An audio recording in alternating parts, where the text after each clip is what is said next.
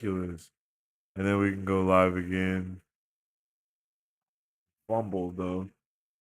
Having to go live again.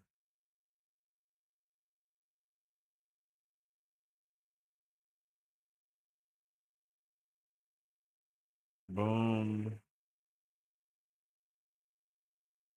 And boom. Hopefully.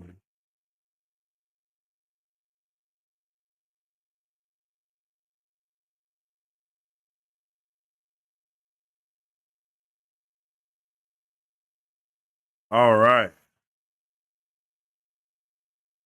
Here we go. Everything should be back.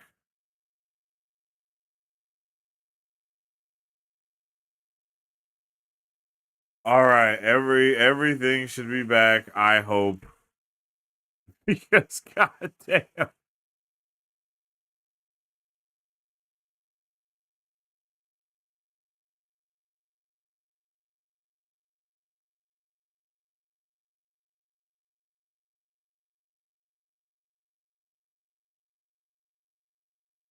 And just like that, I fucked it all up. Whatever. All right. So let's get to it. Ain't nothing to it but to do it. So let's get into it, yo. These are my overall thoughts of the first section of our reading. So this is episode 1 of From WoTcher to Readers, where we are covering the Dragon Reborn, the third book within the Wheel of Time. Yo, I'm excited. I'm excited. So let's talk about it, man. I really thoroughly enjoyed this section from start to finish. I can't even, I can't begin to lie. Because the thing that I enjoy about Robert Jordan's writing is how elegant everything is, whether it is the action, whether it is the training, whether it's the build up. There is a certain level of elegancy that is taken with it all. So getting into these first 12 chapters, especially after coming off of Mistborn, and it's kind of been like it's been a there was a gap in between reading the last book to this book. It was nice to be able to get back into the swing of things, and Robert Jordan also frames things in a way to where you get caught up with what happened before in the last book, but also you're able to know what's about to happen next, right? Or with like the first time we see a character again, or the first time a character's name is mentioned, or even when characters return to a place that they've been before, there's a good bit of summarization that goes on, allowing us as the reader to kind of get caught back up on something that we may have missed, or something that maybe we just didn't understand had stood out to us before. And that's something that I really enjoyed being able to not catch on to, but really see, really see what's happening here. We get to see, we go over basically everything that we need to, like right at this beginning. And I like that. And we also get a good bit of lore and world building when it comes to what's going on with Perrin. How those things are. We don't get a lot of how, but we get a lot more what, to where it's like, what the hell is this? What the hell is that? What does that mean? And of course, towards the end of this section, we also find out some more answers around Perrin, and it was just nice. I like Perrin though. I was very interested in all the things that was going on around him, so I needed to get those answers. And you guys also know that I love me a dream sequence, so I think it's super cool to be able to be able to see a lot of the stuff and a lot of the feelings that Rand had also be portrayed through Perrin's POV, through his eyes, through and just being able to see him also go through those dream sequences as well, and then being able to see Rand through his eyes, and actually to see all of the characters that are around us through Perrin's eyes. We get such a different perspective of him, of his outlook, and of how these characters can be viewed within the narrative, because we do see a lot of different sides of these characters when they deal with Perrin versus when they deal with Rand. Loyal, Moiraine, Lan, they all deal with Rand and Perrin in different ways, but kind of in a good way though, like right? Like in a good similar way to where they mirror each other, I guess is the best thing to say. Like there are many reflections and I think Perrin even has a moment where he says something similar to that, where he's like, I've been so focused on Rand, I forgot about I got shit going on with my damn self. And it's like, yeah, bro. Like like you don't even know who you are fully. You don't even know what you're capable of, what the extent is of your abilities, so on and so forth. And yet here you are, so focused on writing for Rand, which is a good thing because Rand is your boy. But it's like you got lost in the sauce so much. So I think that was just a really solid start to this and being able to see Lan. I love Lan, and I'm kind of sad about how different he is in the in the show. Especially, hey Jackie, I appreciate you with the $1 hollow over there on the shorts, yo. Thank you so much for that. I'm see and this I'm sorry, but my OBS is tripping, so I wasn't even able to see that you came through with the donation. So I appreciate you. Thank you. But it's just it's so well, I think, well, not just written, but weaved together right off these first 12 chapters. We are spending a large chunk of it with just Perrin and seeing how he feels, hearing how he feels, looking at him, watching him kind of lose his mind a little bit and then come back. It's all freaking just so well constructed that it makes me excited to see what can happen next, man. Like it really does. It makes me excited to see whatever is going to be going on because god damn, like we really get to be right there up close and personal with Perrin see how it feels for him to get more wolf like, for a lack of better words, and see how all of these things are able to change his perspective, and his senses are something that come into play a lot here, and him trying to downplay it, and then we also get to see the way that Moraine just puts things together immediately. And we also have that callback to how important the Taveran is and how Rand is a Taveran like no other. And the fact that him being a Taveran will directly change things that are happening. And then we also see that happen with all of the other Taveran in different ways, right? Like where they go, things are actually being different. When we first get introduced to the girls POV, right? When we are back with the young ladies and they're traveling back to the White Tower, right?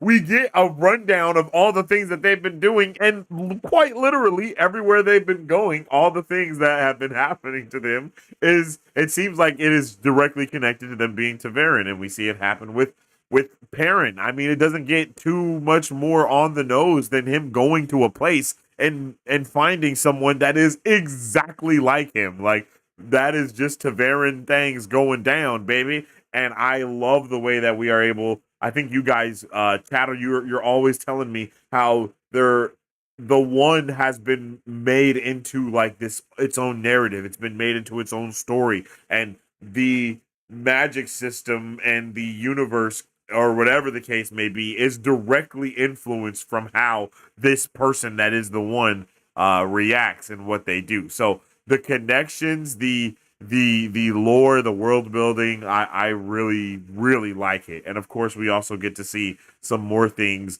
just shine on throughout this portion. And man, the action, being able to even be with Perrin and see how different he reacts. They go about a lot of those things that that happen in the show. They go about them a different way, which I actually understand, and I'll talk about that a little bit too. Like just like a quick side note, I can see why they changed Perrin's story for the show. Like the more books I read and the further I get into every book, the more I understand each direction they chose to go within the Wheel of Time Prime series versus what they actually did with the book. It's really interesting. I don't know why that is, but it's just like, oh, okay. So yeah, they're not gonna give Perrin any of these dream sequences at all. So they have to have him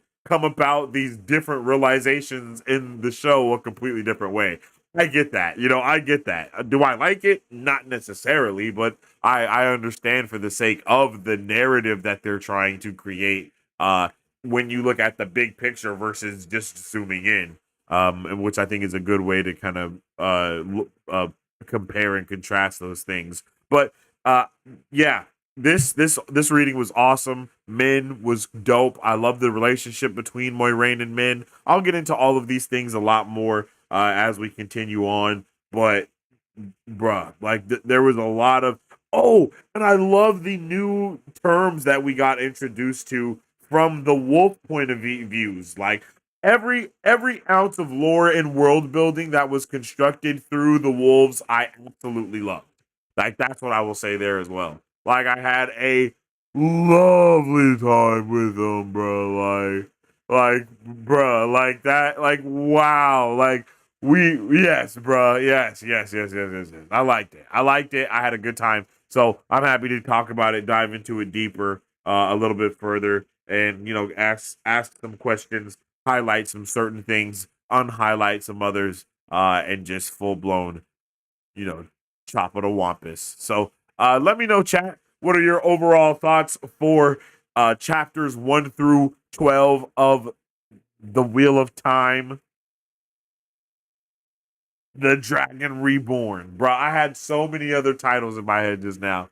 That should not have been. It was hard for me to just talk. But yeah, the Wheel of Time, the Dragon Reborn. What are all of your thoughts, theories, and opinions for chapters 1 through 12?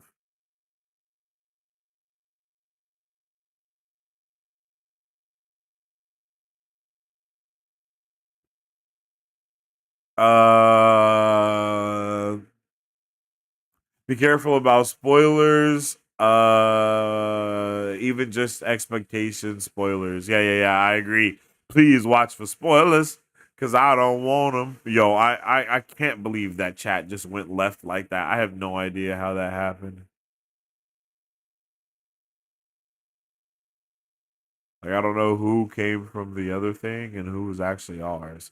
It's a nice recap at the start of the book. Some people say RJ overdoes the recaps, but remember what was for us who had to wait years between books. Yeah, and that's what I think is awesome, right? Not everybody is gonna want to read the entire book like before the other book. And not only that, but of course, the internet and like things like this weren't as popular back then to where, someone could go and watch a Daniel Green recap video. You know what I mean? Like, like, so yeah. Yeah, I like it. I like it. We're really cooking. Alan says I like Jordan recaps. He did it different than a lot of other authors at the time. Most authors at the time had horrible recaps. Yeah, and I don't feel like it's like a recap in the same way. And I don't even know how bad recaps would be. Like, how would you guys feel if you read a book and then it was like introduction or not? No. I'm sorry. Like, what if it was like prologue, recap, book one recap? Like, how would you feel about that recap for book two? The road so far, supernatural style.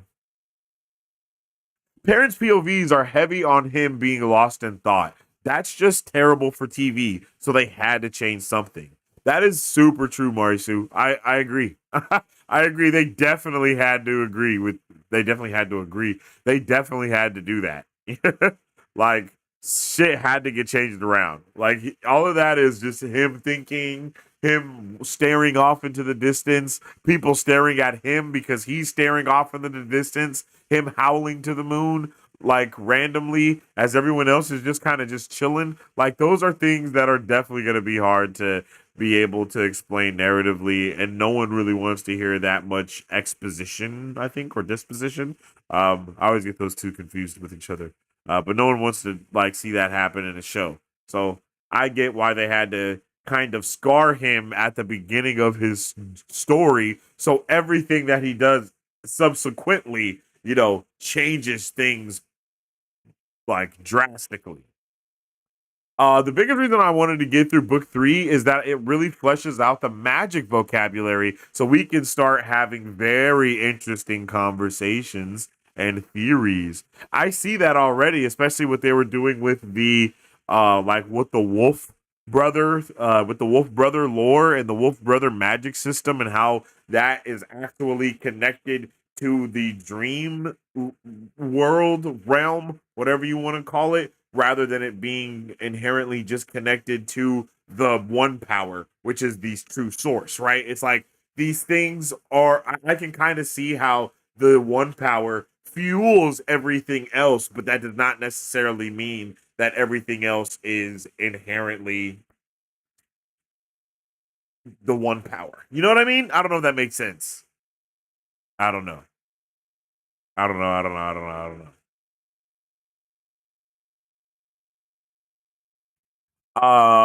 Hell, I'm not even sure Daniel Green was alive when this book came out. He definitely wasn't. I sure wasn't. So I don't think he's that much older than me. I don't know if he's older than me actually at all. Is he? I'm not going to get too distracted. I just want to know how old Daniel Green is. Gosh, guys.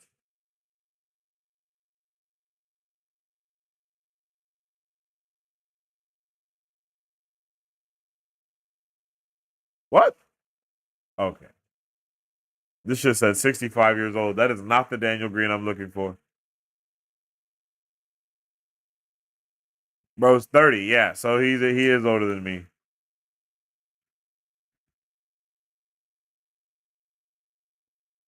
So when did this book come out? That's a good question. The Wheel of Time, Dragon Reborn. Boop. 1991. So yeah, this book came out 3 years before Daniel Green was born.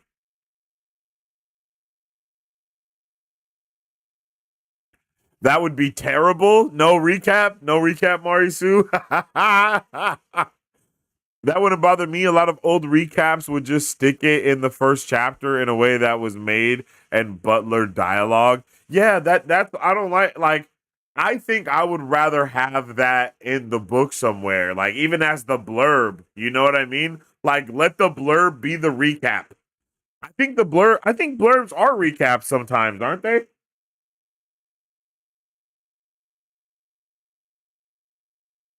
Maybe not. Maybe I'm mistaken. I don't know. That's an interesting conversation to have.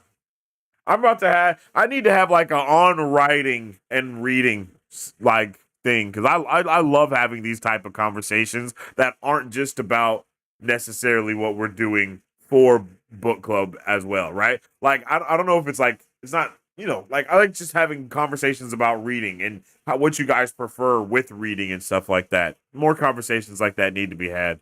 Um, Book three, Jordan completely revamped the magic system. Okay, okay. I hear you. I hear you. I hear you.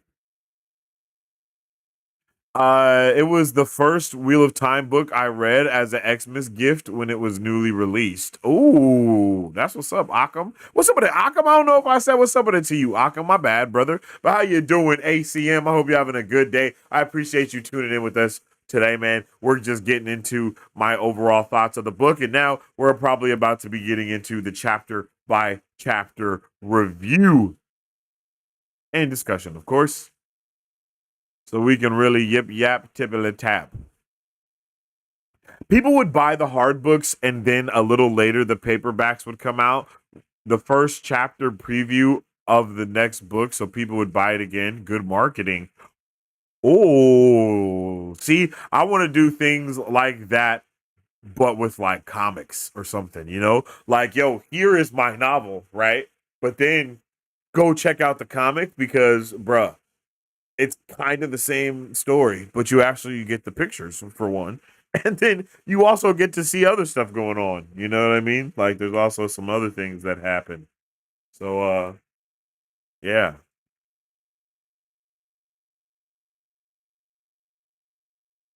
Oh, I think my phone just died. Yeah, I definitely gotta charge that. This needs to be charging. What's going on there? And then let's charge my phone just in case.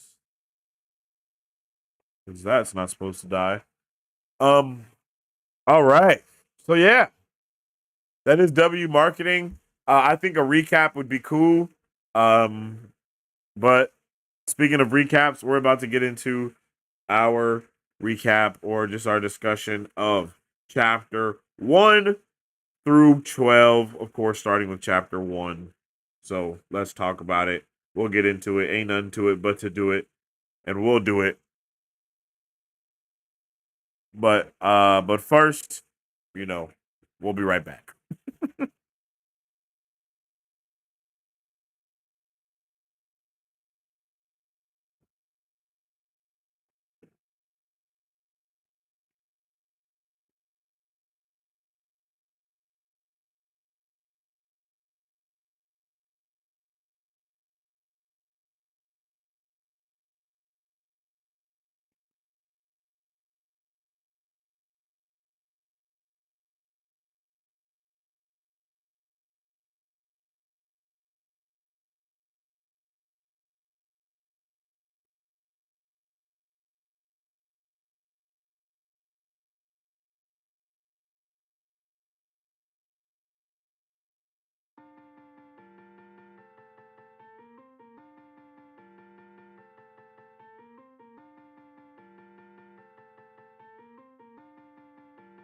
Ryan Little.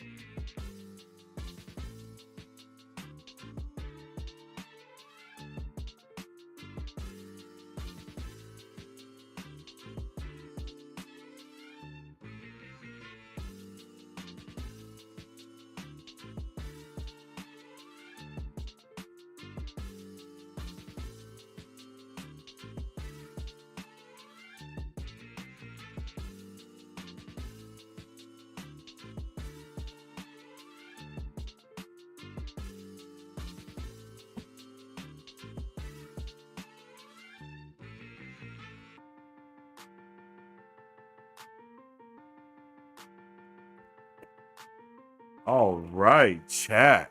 I am back and I hope you guys are ready to get into it, man, because it's about to get exciting. I am excited. I hope you guys are excited because holy, it's exciting. I have been really, really like just waiting to get back into it, and now we can. And I'm just so enthusiastic about it. What is happening? But because we want to Uh, have a place. like it is go time for real. It is really go time. So let us get it cracking, chat. It is time to get into our chapter 1 review and discussion for The Dragon Reborn. Wheel of time, baby. Okay.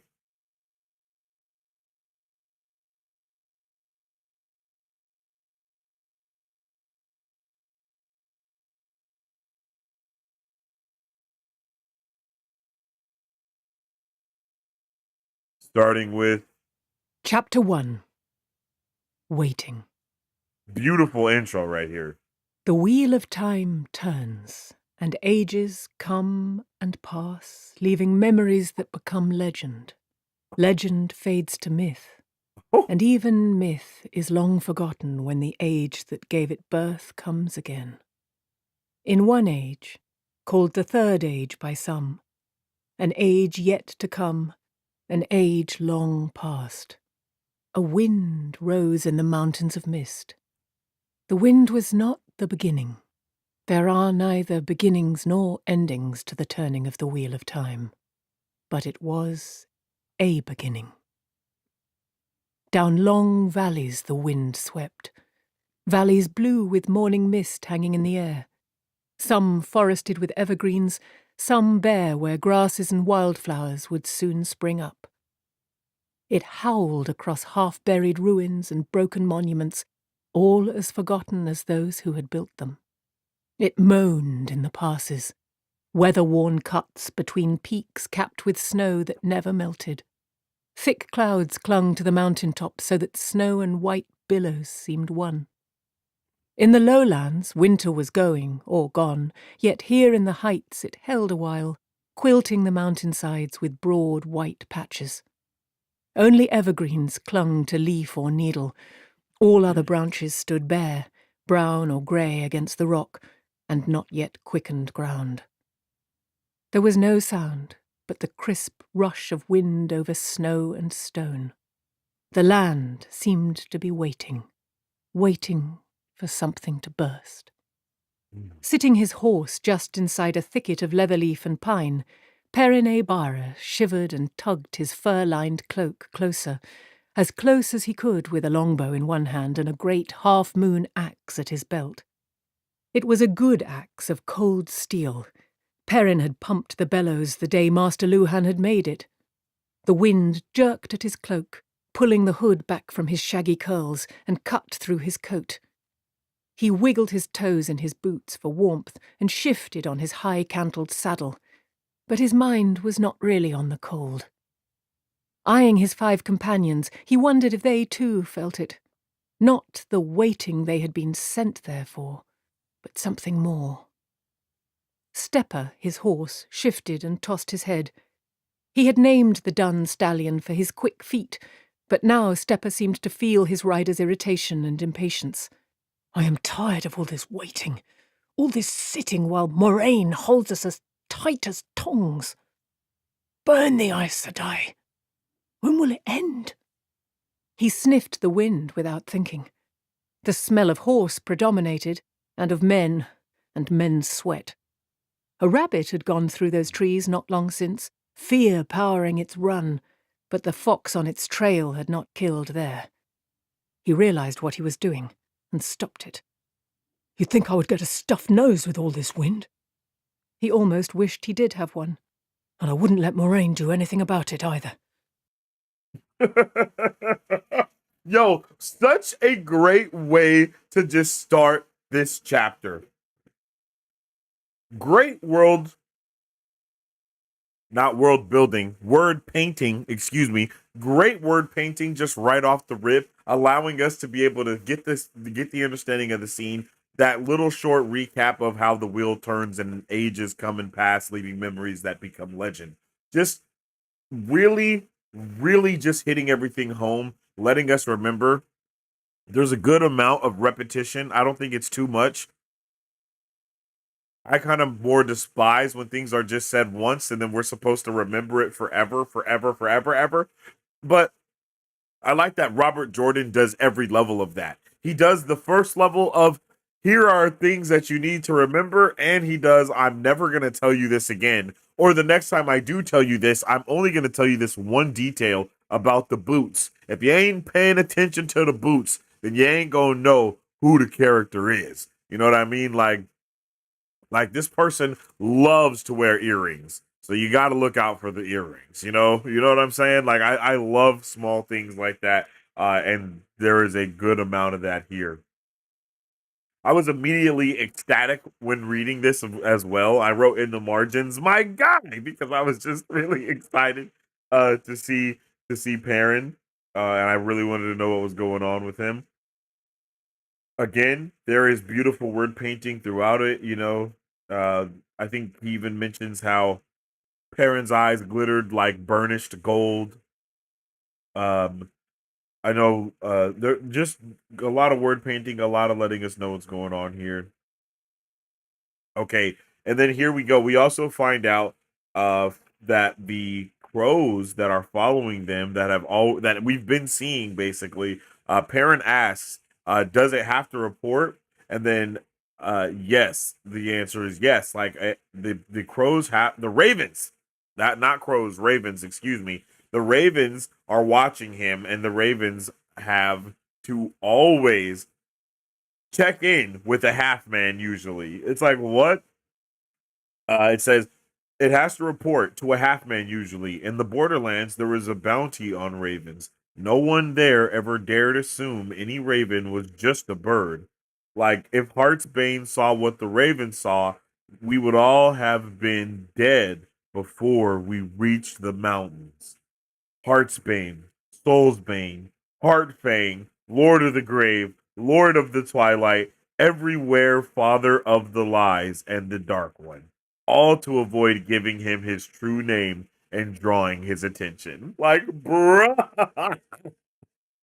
literally, we are cooking. Right off the back, I'm like, oh yeah, man, I know I'm gonna love this because I love the way I love when we are thrown into a world, and that is exactly what's happening here.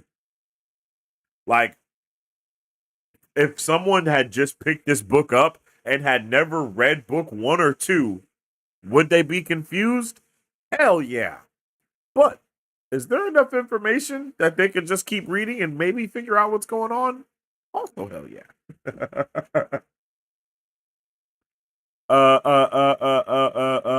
Okay. We also get introduced to Leia. We get reintroduced to Massima, Reagan, Uno. Shout out to our guy Uno because we know how he was done in the show. They did our guy Uno absolutely wrong. Ugh, like absolutely wrong the way they did him.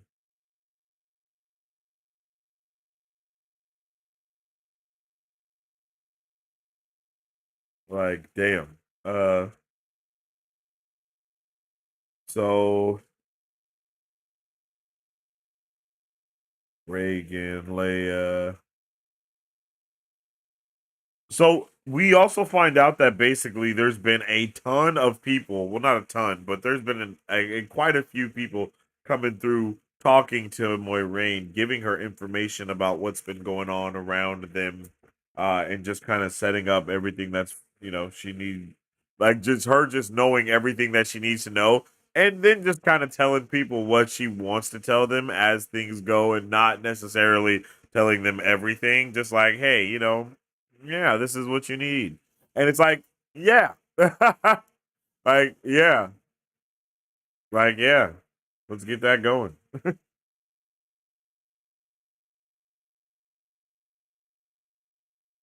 Also, of course, the horses. For some reason, we continuously get POVs of horses, figuring out, finding out about who they are, finding out some of their thoughts and opinions, uh their life stories. Don't know why, but we do. Uh,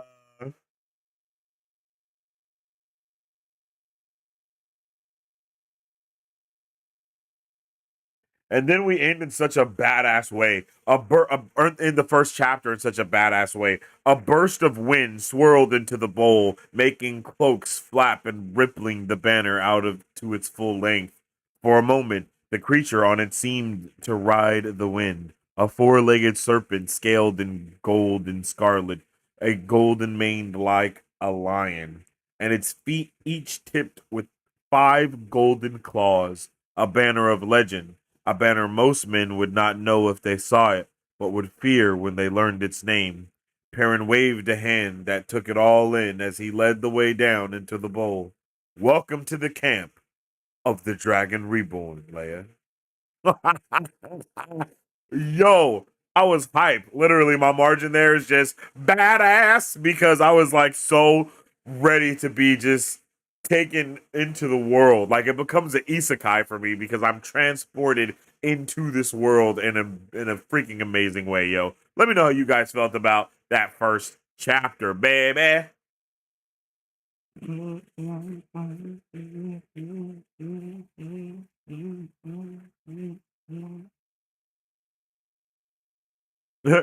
Chapter feels like the beginning of Skyrim. Oh, you're finally awake. Yes, it does give that vibe. Into the village we go. Yo, my guy Stepper. Real Stepper. Yes, sir. I love how Perrin thinks of himself as an average bowman for the two rivers, but anywhere else he'd be considered an expert, and Rand is considered good for the two rivers. Like, yeah, that's very true. It's like, bro, you're the guy. Actually, what are you talking about? Is this a Perrin book? Yeah, yeah. It is. It is, and I love it. I'm loving every single minute of it.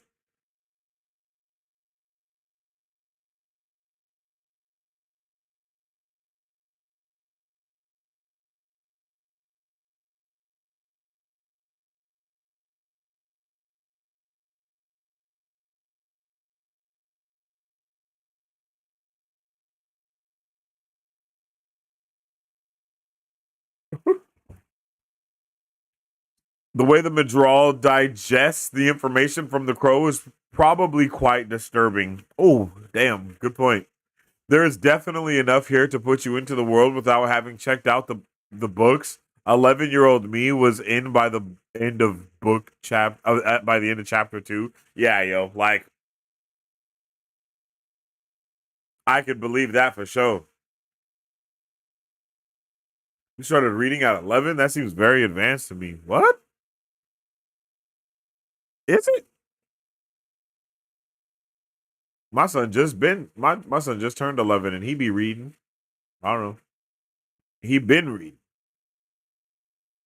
He reads a book called Wings of Fire. I don't know if any of you guys have heard it, but if you got any nephews or nieces or anything like that, maybe they like stuff like that. I don't know. I don't know. Um, um, um, um, um.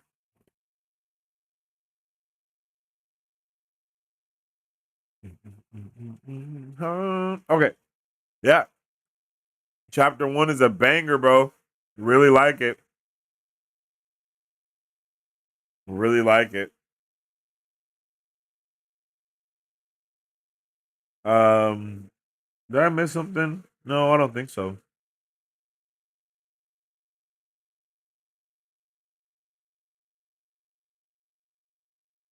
Oh, well, other than I guess I did miss the entire thing about how Perrin was overly, utterly terrified for Leia and did not want her to be anywhere around them and to just turn around and go back where she came from because he did not want her to die. That's basically, that was heavy on that right there. He was like, bruh, no.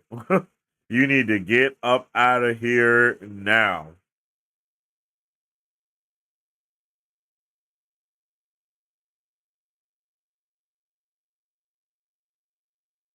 Okay, yeah. I guess that was just yeah. That was chapter 1. I guess I'm talking a little bit about chapter 2 as well. So I mean, we might as well just get into it. And when I say that, do you know what I mean? I mean, we might as well get into. Chapter 2. Sidene. Ooh, Face expressionless, the Tuatha'an woman stared at the banner as it drooped again, then turned her attention to those around the fire. Especially the one reading, the one half again as tall as Perrin, and twice as big. You have an Ogier with you. I would not have taught. She shook her head. "Where is Moraine?" said I. It seemed the dragon banner might as well not exist as far as she was concerned. Perrin gestured toward the rough hut that stood furthest up the slope at the far end of the bowl. With walls and sloping roof of unpeeled logs, it was the largest, though not very big at that. Perhaps just barely large enough to be called a cabin rather than a hut. "That one is hers. Hers and Lan's. He is her warder. When you have had something hot to drink—" "No, I must speak to Moraine." He was not surprised. All the women who came insisted on speaking to Moraine immediately, and alone. The news that Moraine chose to share with the rest of them did not always seem very important, but the women held the intensity of a hunter stalking the last rabbit in the world for his starving family. The half-frozen old beggar woman had refused blankets and a plate of hot stew, and tramped up to Moraine's hut, barefoot in still-falling snow. Leia slid from her saddle and handed the reins up to Perrin. "Will you see that she's fed?" She patted the It was piebald mare's Layla. nose. "Piessa's not used to carrying me over such rugged country." "Fodder is scarce still," Perrin told her, "but she'll have what we can give her." Leia nodded and went hurrying away up the slope without But another it's word, holding her bright green Laila. skirts up, the blue-embroidered red cloak It's swaying behind Layla, her. not Layla. That's what Perrin the swung difference down is. from It's his saddle, Layla, not exchanging a few Leia. words with the But men who came it's from the there, fires though. to take the horses. He gave his bow to the one who took Stepper. No, except for one raven, they had seen nothing but the Yeah. mountains and the Tuatha'an woman. Yes, the raven was dead. No, she had told them nothing of what was happening outside the mountains. No, he had no idea whether they would be leaving soon. Or ever, he added to himself. Moraine had kept them there all winter. The Shienarans did not think she gave the orders, not here, but Perrin knew that Aes Sedai somehow always seemed to get their way. Especially Moraine. Once the horses were Especially led away to the rude Moiraine. log stable, the riders went to warm themselves. Perrin tossed his cloak back over his shoulders and held his hands out Yeah, to the it's flames definitely where the gratefully. name came from. The big kettle, Baerlon work by the look of it, gave off smells that had been making his mouth water for some time already. Someone had been lucky hunting today, it seemed, and lumpy roots circled another fire close by, giving off an aroma faintly like turnips as they roasted. He wrinkled his nose and concentrated on the stew. More and more he wanted meat above anything else.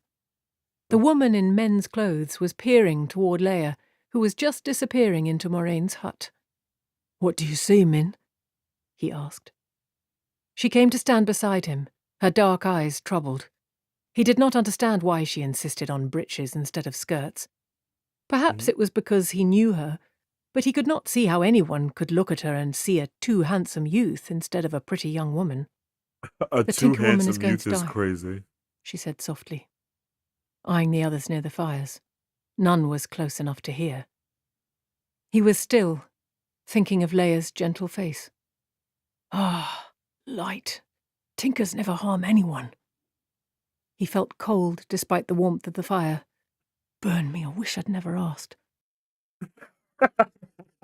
Yo, and he really does wish he never asked, because from that point on, he is going through it, bro. Like, he literally goes, he is struggling. He's like, and then we also find out a little bit more lore behind Min here.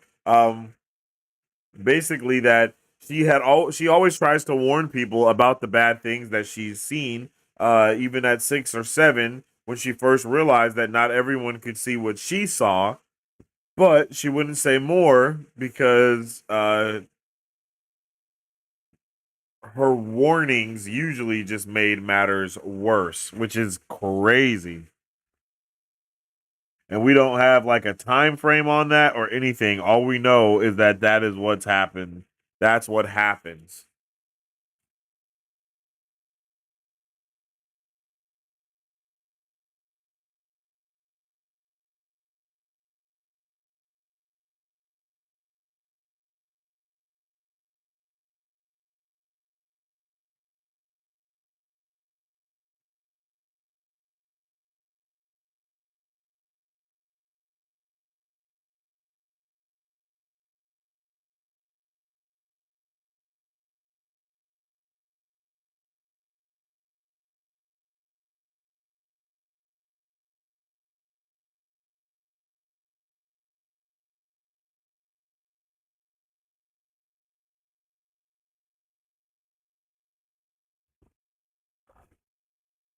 Oops. I don't know if I had stopped that timer or not.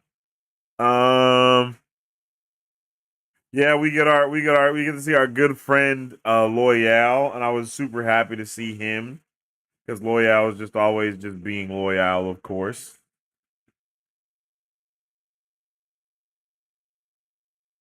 Let's see.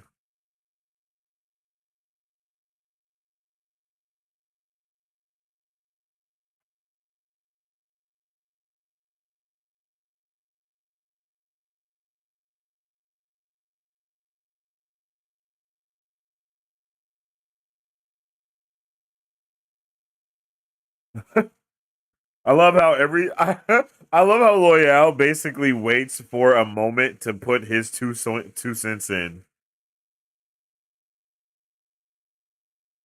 You know what I mean? Like she's like men because men's like you seem to care so much about the Tuathaan. They are utterly peaceful, and I always see violence around. He turned his head away, and she cut off abruptly. Tuathaan, came a rumbling voice like a huge bumblebee.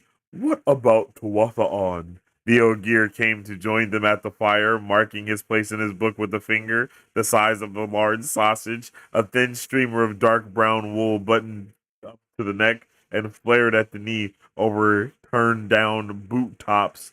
Perrin stood hardly as high as his chest. Like, bruh, like let's go. I love me some Loyal, yo. And then we find out that Loyal's like right here it says Loyal's wide smile wavered and his eyes blinked as he became aware of having interrupted them. Perrin wondered how anyone could be frightened of the Ogier for so long. Yet some of the old stories call them fierce and implacable enemies. He could not believe it. Ogier were enemies to no one. So my thing right there was like, oh, they do? Like, bruh, that's crazy. Like, that is insane. Hey, welcome to the Super Fam Small Town Witch. I appreciate you. I hope you're having a good day.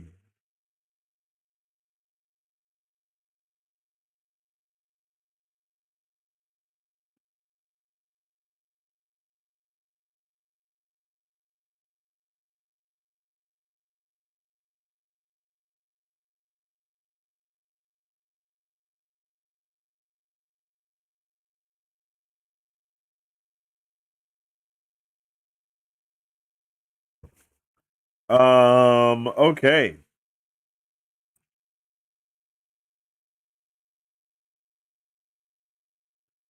Let's see. I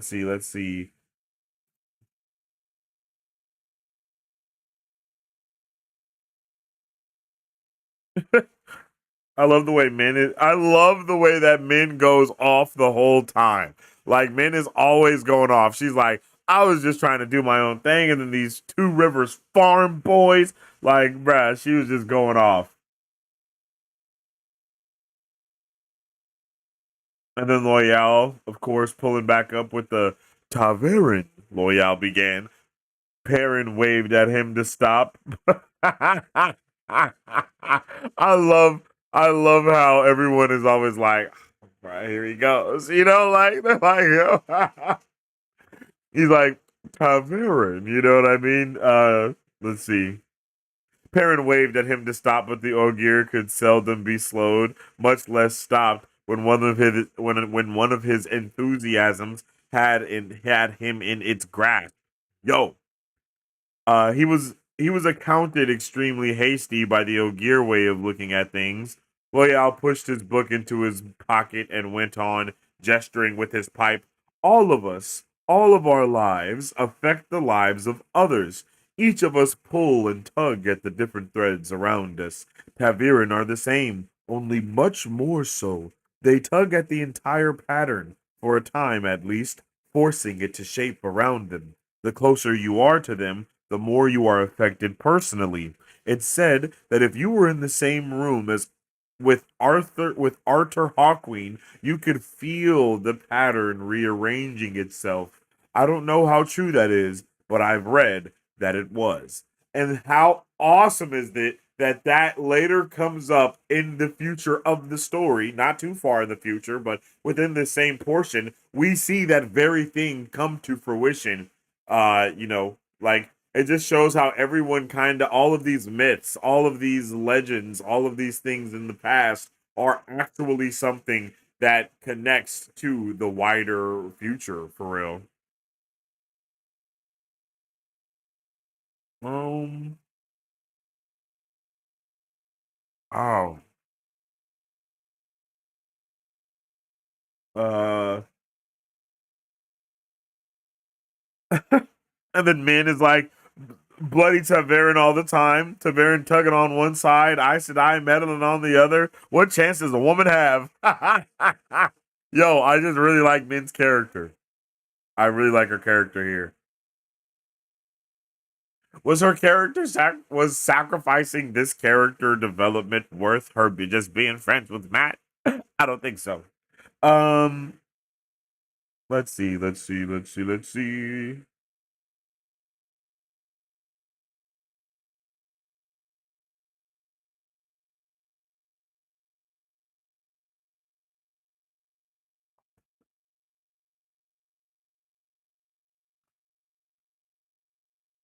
Oh, and then it's like, oh, there was then there's a stir among the Shinarans. Men getting to their feet, Rand coming out of Moraine's hut. Even at the distance, Perrin could make him out clearly. A young man with reddish hair. Like, bro, literally giving us a good reboot of everything that's been going on. And then the Shinarans bow to Rand as he walks by. Lord Dragon, we stand ready, honor to serve, honor to serve. Like, bruh, they were ready. They were really ready to go.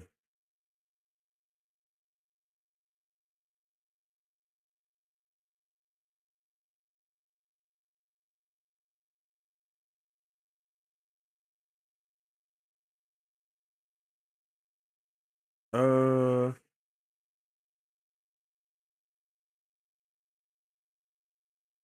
okay, I don't know where this happens at, but let's hope it's somewhere close. Oh,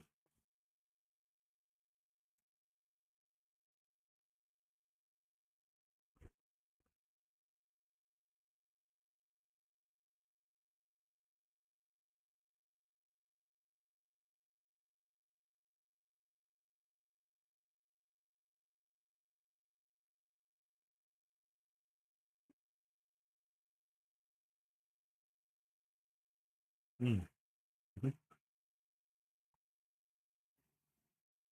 And then we also start the book with Rand arguing with Moraine, and everyone's like super surprised by it.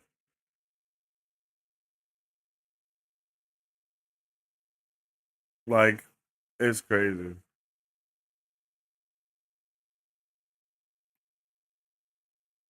All right, here we go. All right, I love this part right here too.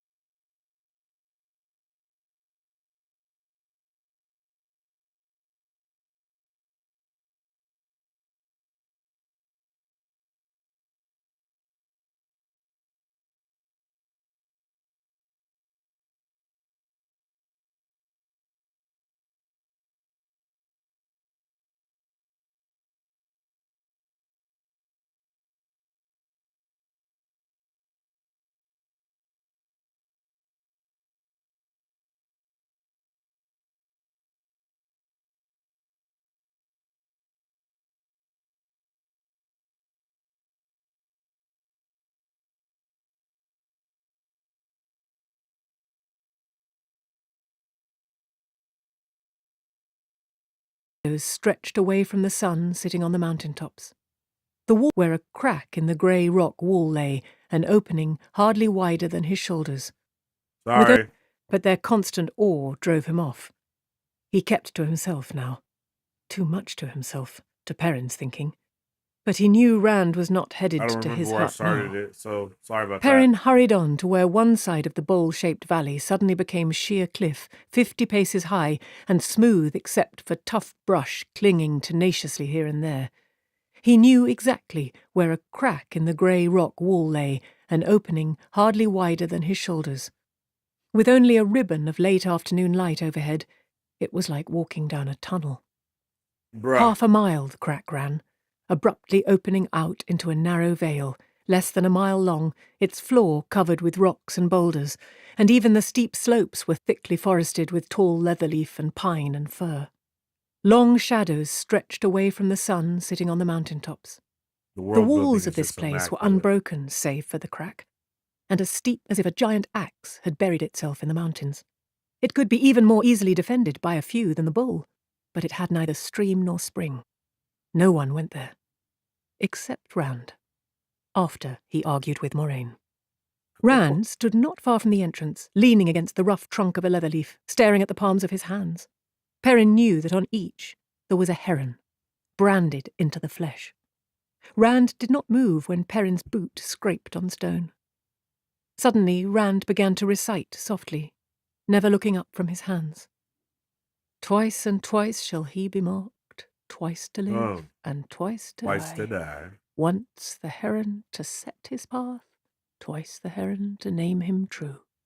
Once the dragon for remembrance lost, twice the dragon for the price he must pay. With a shudder, he tucked his hands under his arms. But no dragons yet, he chuckled roughly. Not yet. For a moment, Perrin simply looked at him. A man who could channel the One Power. A man doomed to go mad from the taint on Saidin, the male half of the true source, and certain to destroy everything around him in his madness. A man, a thing, everyone was taught to loathe and fear from childhood. Only, it was hard to stop seeing the boy he had grown up with. How do you just stop being somebody's friend? Perrin chose a small boulder with a flat top and sat, waiting. Bruh. Like, what?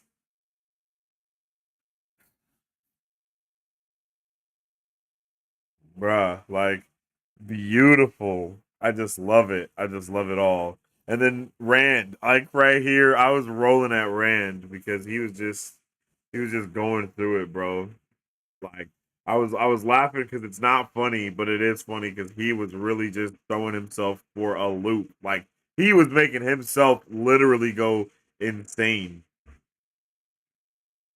He said, death is lighter than a feather, duty heavier than a mountain. That's what they say in Shinar. The Dark One is stirring. The last battle is coming, and the dragon Reborn has to face the Dark One in the last battle, or the shadow will cover everything. The wheel of time broken, every age remade in the Dark One's image. There's only me. He began to laugh mirthlessly, his shoulders shaking. I have the duty because there isn't anybody else. Now, is there? Oh,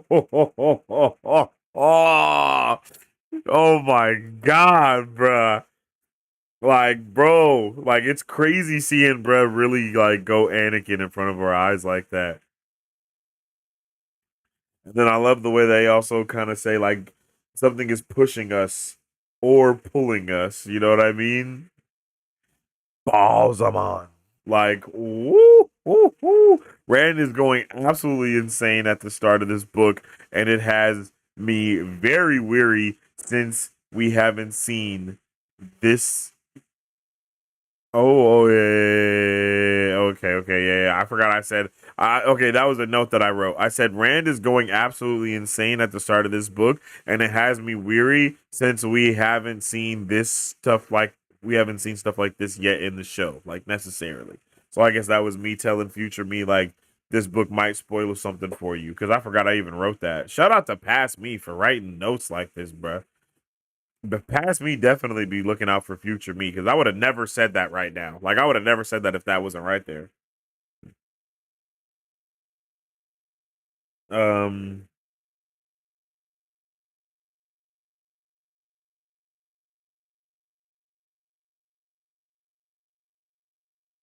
Oh, yeah, yeah, yeah, yeah, yeah, yeah, yeah.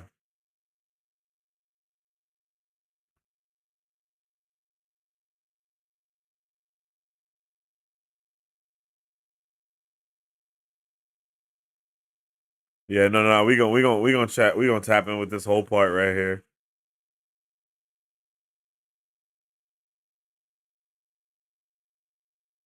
Rand nodded and was silent. Lately, Perrin said, I find myself wishing I was still a blacksmith.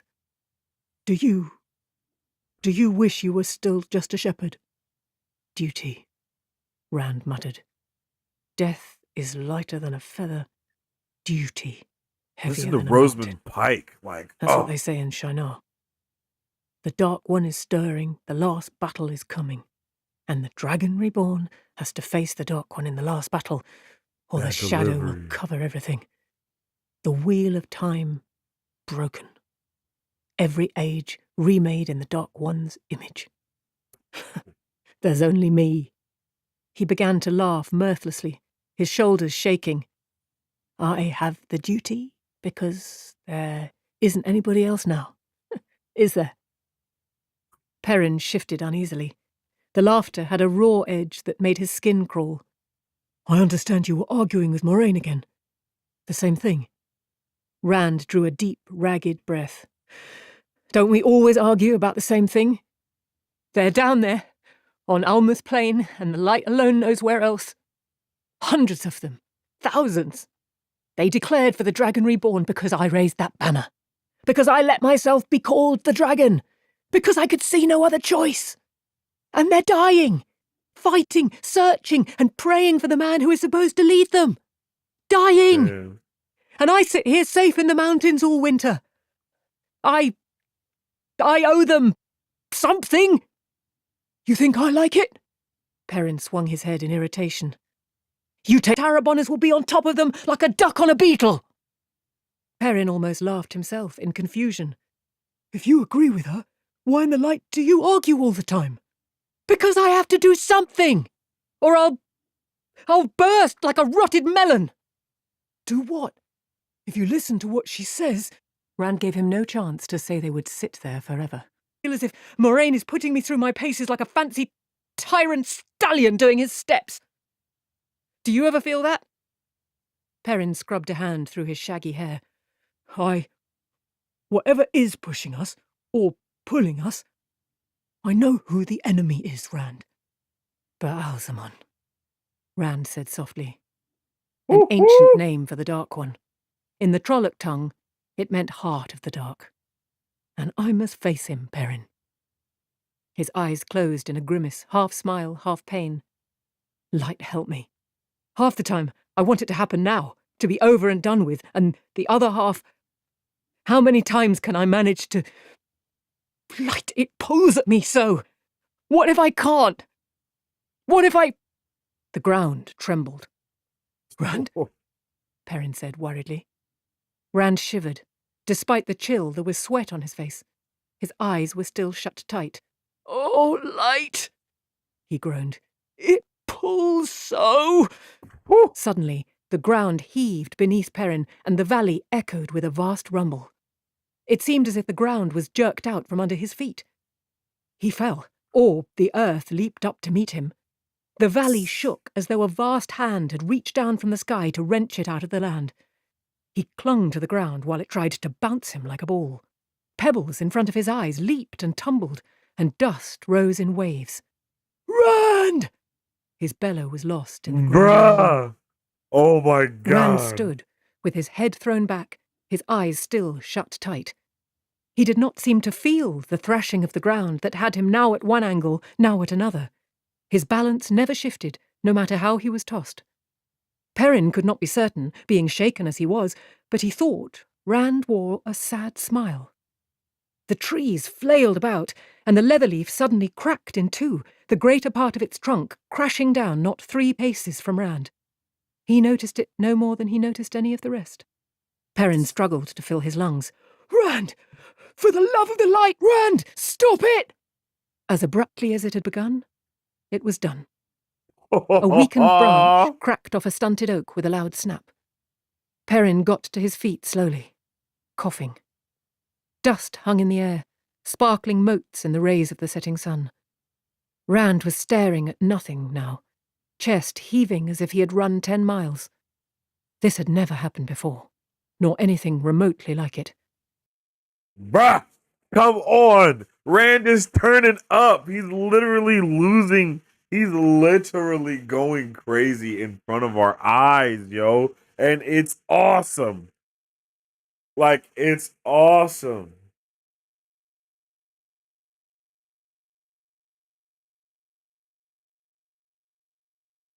My margin was holy double shit. What the fuck? Because, yo, it was like literally insanity the way that we end that. Love it, man. Love it. Great way to end the chapter, chat.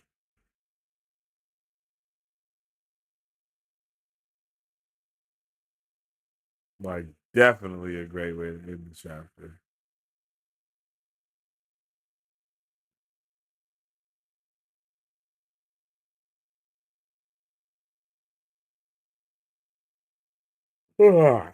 Damn. So let me know what you guys thought about chapter 2. Uh, I was reading Harry Potter at 11. I read Lord of the Rings when I was 4. So this is on right up my alley. Remind me what Perrin's wife's name was. Oh, yeah. I gotcha. Min is like a walking teaser trailer for your life as a movie. Yo, that's so true. Show wife is Layla, a character briefly mentioned in the books as a girl Perrin thought he might marry one day. Oh, okay, but yeah, that definitely does fit. Oh yeah, for real. Min is hella sassy with it. Min is some people's favorite character in the books. Show Min is a war crime. Yeah, I agree. Show Min is just just bruh. Like wow. Like, bro, this is not even almost remotely the same character, kinda, almost at all. Like,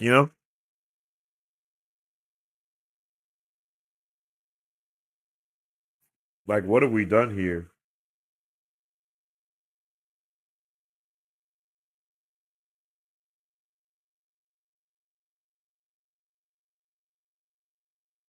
You know what I'm saying?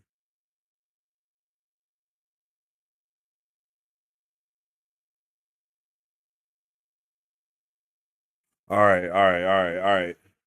So, yo, that is that for chapter 2. I loved it. If y'all loved it, I like it. I love it. It's crazy because it's kind of like what the last dragon did to kind of break the world in the first place. So it was dope to see, Rand do a mini that.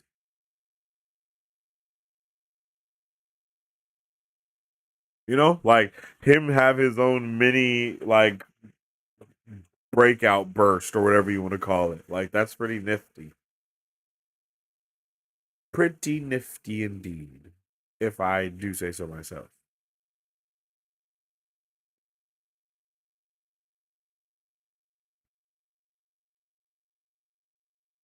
Oh,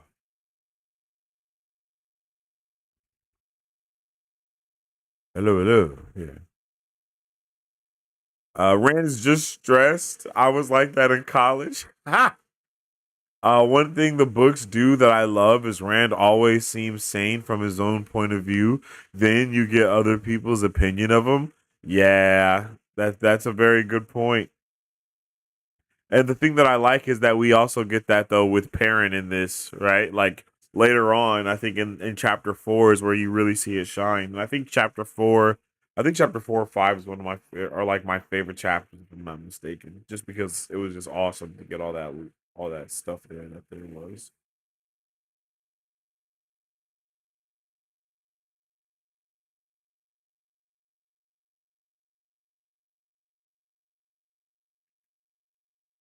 All right. Really drives home the danger of an untrained channeler. Yes, yes, yes, yes, yes. I agree so much. And I think it's something that we don't ever see. We never see the chosen one be untrained and cause like crazy havoc like that, right? Like the Avatar the Last Airbender does it in like the first couple of episodes, and then they dabble in it when he starts learning firebending, but it's not to where it's like, oh shit, they destroyed the world. And from some rumors, that's the area that we could maybe start exploring with Korra is like, oh shit, she was so strong that she destroyed the world. And it's like, I love stuff like that, bro. Like, I love the way that Robert Jordan was able to take the one and make it just so much darker than it is really. I would love to see the one really become the evil one. Like that would be dope. And I mean, yeah, Darth Vader, but not really because it's like in a technical sense, he still was the one because he still did the thing that he needed to do. You know, like I guess it counts, but bro, we met bro as Darth Vader. We didn't know that he was the one.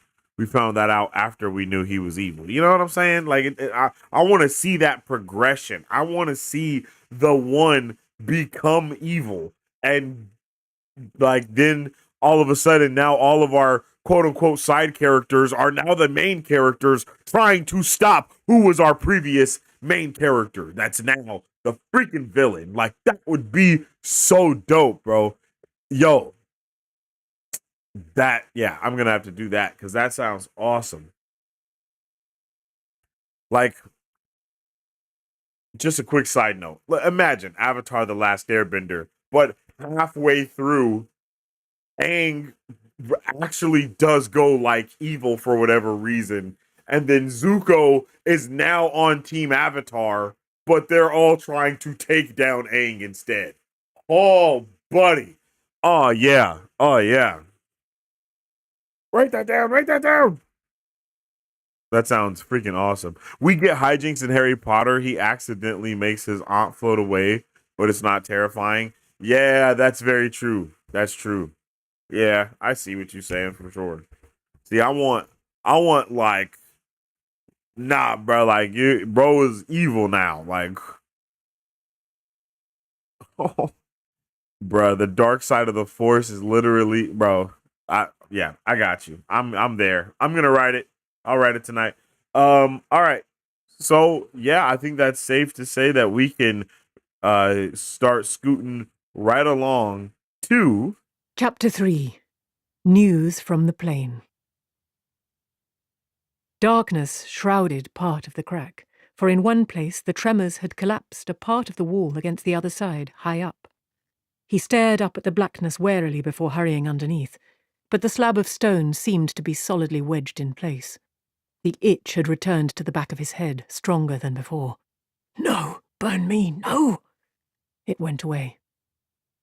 When he came out above the camp, the bowl was filled with odd shadows from the sinking sun. Moraine was standing outside her hut, peering up at the crack. He stopped short.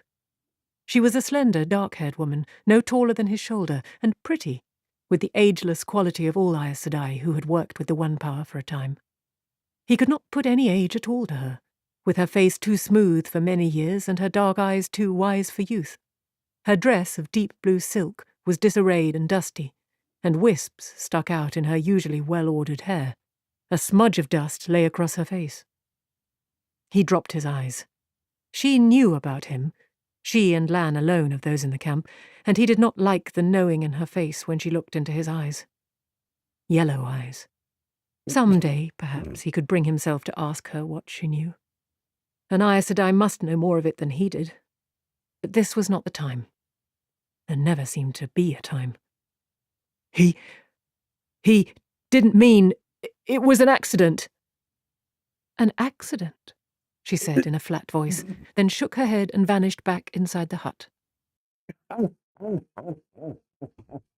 Yo, Moiraine was going for none of that. Like literally, she was going for absolutely none of the shenanigans, bro.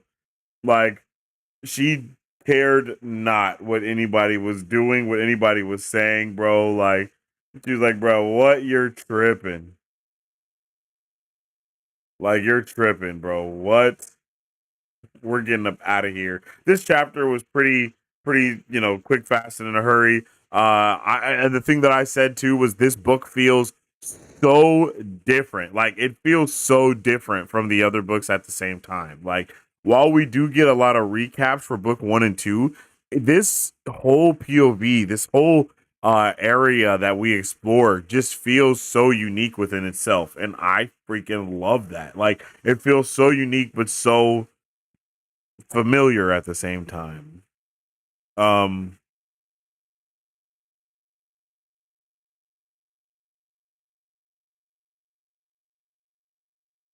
I wrote a note right here, and I'm not sure what the hell it means. But we also get a mention of the soulless here.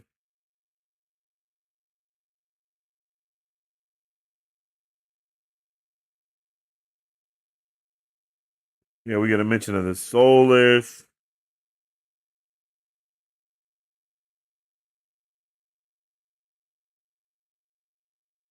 We get Moiraine dropping the famous "the wheel weaves as the wheel wills."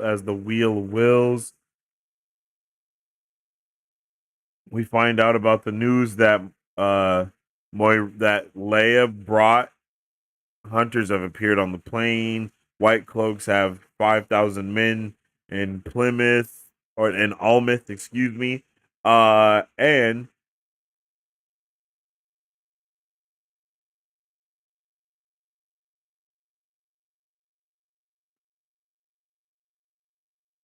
uh,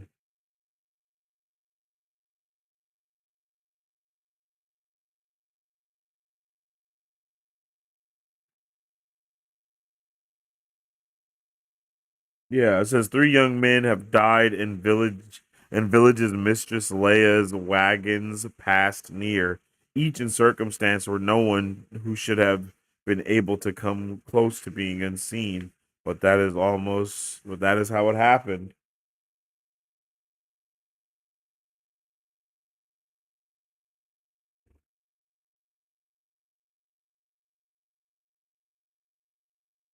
Yeah, and then so the Dark One Land tells us that the Dark One has killers that you don't notice until it's too late. And then Uno tells us that they're called the Soulless, and how he's never heard of one uh south of the borderlands before. So we get another new creature just dropped, and we have no idea what it is. Like, and that's crazy to me.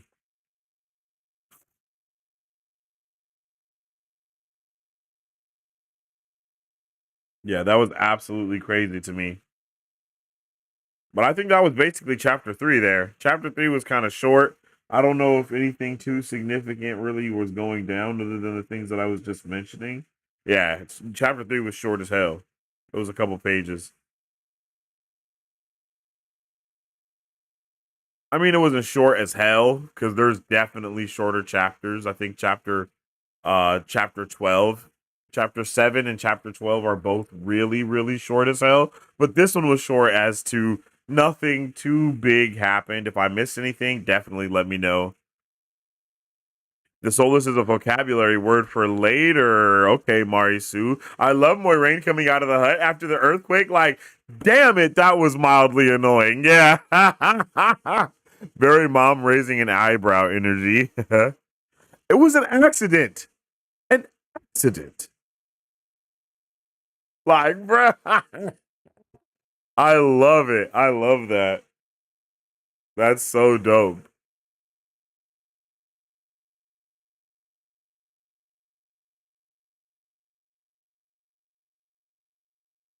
Okay, now we're about to get into the next portion of this section. That was the first three chapters. We're about to get into the next three chapters. Chapter 4, Shadows Sleeping. I am excited to get into this one, yo, because, bruh, y'all know me. Y'all know that I like some shadows, whether they are awake or not, bruh. So let's get into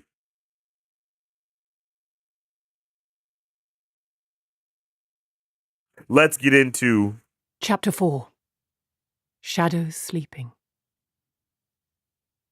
Cold filled the common room of the inn, despite the fire blazing on the long stone hearth. Perrin rubbed his hands before the flames, but he could get no warmth in them. There was an odd comfort in the cold, though, as if it were a shield. A shield against what? He could not think. Something murmured in the back of his mind, a dim sound only vaguely heard, scratching to get in. So you will give it up, then. It is the best thing for you. Come, sit, and we will talk. Perrin turned to look at the speaker. The round tables scattered about the room were empty, except for the lone man seated in a corner in the shadows. The rest of the room seemed in some way hazy, almost an impression rather than a place, especially anything he was not looking at directly. He glanced back at the fire. It burned on a brick hearth now. Somehow, none of it bothered him. It should. But he could not have said why. The man beckoned, and Perrin walked closer to his table. A square table. The tables were square. Frowning, he reached out to finger the tabletop, but pulled his hand back. There were no lamps in that corner of the room, and despite the light elsewhere, the man and his table were almost hidden, nearly blended with the dimness. Perrin had a feeling that he knew the man, but it was as vague as what he saw out of the corner of his eye. The fellow was in his middle years, handsome and too well dressed for a country inn, in dark, nearly black velvets with white lace falls at his collar and cuffs. He sat stiffly, sometimes pressing a hand to his chest as if moving hurt him. His dark eyes were fixed on Perrin's face. They appeared like glistening points in the shadows. "Give up what?" Perrin asked. "That, of course." The man nodded to the axe at Perrin's waist. He sounded surprised, as if it were a conversation they had had before, an old argument taken up again. Perrin had not realized the axe was there, had not felt the weight of it pulling at his belt. I love this. He ran a sequence right hand over here. the half-moon blade and the thick spike that balanced it. The steel felt solid. More solid than anything else there. Maybe even more solid than he was himself. He kept his hand there, to hold on to something real. "I have thought of it," he said. "But I do not think I can. Not yet. Not yet." The inn seemed to flicker, and the murmur sounded again in his head. "No." The murmur faded. "No?" The man smiled, a cold smile. "You are a blacksmith, boy, and a good one, from what I hear. Your hands were made for a hammer, not an axe. Made to make things, not to kill. Go back to that before it is too late." Perrin found himself nodding. Bruh. "Yes, but I'm ta'veren." He had never said that out loud before. But he knows it already. He was sure of that, though he could not say why. For an instant the man's smile became a grimace, but then it returned, in more strength than before. Bro. So good. So good, yo. Like, so good. It's like, on one hand, he's giving really, really good advice. He sounds like he was really caring about him. But on the other hand, it's a little creepy, isn't it? I don't know. Something just rubbed me the wrong way. I don't know. I don't know. I just was like, I was like, I don't know. It's like, yeah, bro, like your hands are made to create, not destroy. Like, what a good thing to say. But why don't I trust you? You know what I mean? Like in theory, you should be correct, but for some reason, don't. I just don't trust it. You know? Yo, like what? Like, bro, this is just crazy. Uh, Yeah, crazy, crazy, crazy, crazy. Parent, I love the parent dream walk. Uh, and then bro later even says, um, oh, he says it right here actually. A cold strength. There are ways to change things, boy. Ways to avoid even fate. Sit, and we will talk of them.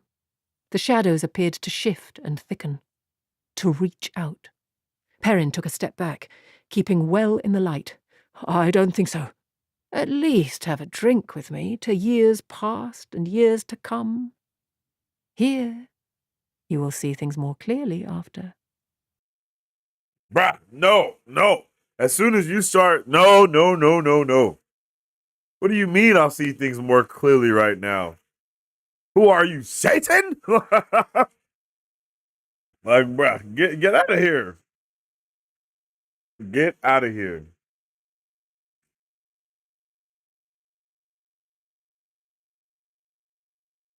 Um, let's see. As we continue down, though, the thing we have some amazing in-universe metaphors being used as well. Startled, he turned back to the Uh, room. oh, It was here we go. empty. Not here we go, but Only a dream, he thought, shivering from the cold. And with that, everything shifted. He stared into the mirror, a part of him not comprehending what he saw, another part accepting. A gilded helmet, worked like a lion's head, sat on his head as if it belonged there. Gold leaf covered his ornately hammered breastplate, and gold work embellished the plate and mail on his arms and legs. Only the axe at his side was plain. A voice, his own, whispered in his mind that he would take it over any other weapon, had carried it yeah, I 1,000 remember times, in this 100 whole battles. chapter is freaking No! crazy. He wanted to take it off and throw it away. I can't. There was a sound in his head, louder than a murmur, almost at the level of understanding. A man destined for glory. He spun away from the mirror and found himself staring at the most beautiful woman he had ever seen. He noticed nothing else about the room, cared to see nothing but her. Her eyes were pools of midnight, her skin creamy pale and surely softer, more smooth than her dress of white silk. When she moved toward him, his mouth went dry. He realized that every other woman he had ever seen was clumsy and ill-shaped. He shivered and wondered why he felt cold. A man should grasp his destiny with both hands, she said, smiling. Hey, It was yo. almost enough to warm him, that smile. She was tall, less than a hand short of being able to look him in the eyes. Silver combs held hair darker than a raven's wing. A broad belt of silver links banded a waist he could have encircled with his hands. Yes, he whispered. Inside him, startlement fought with acceptance. He had no use for glory. But when she said it, he wanted nothing else. I mean... The murmuring sound dug at his skull. No! It was gone, and for a moment, so was acceptance. Almost. He put a hand to his head, touched the golden helmet, took it off. I don't think I want this. It is not mine. Don't want it? She laughed. What man with blood in his veins would not want glory? As much glory as if you had sounded the horn of Valia. I don't.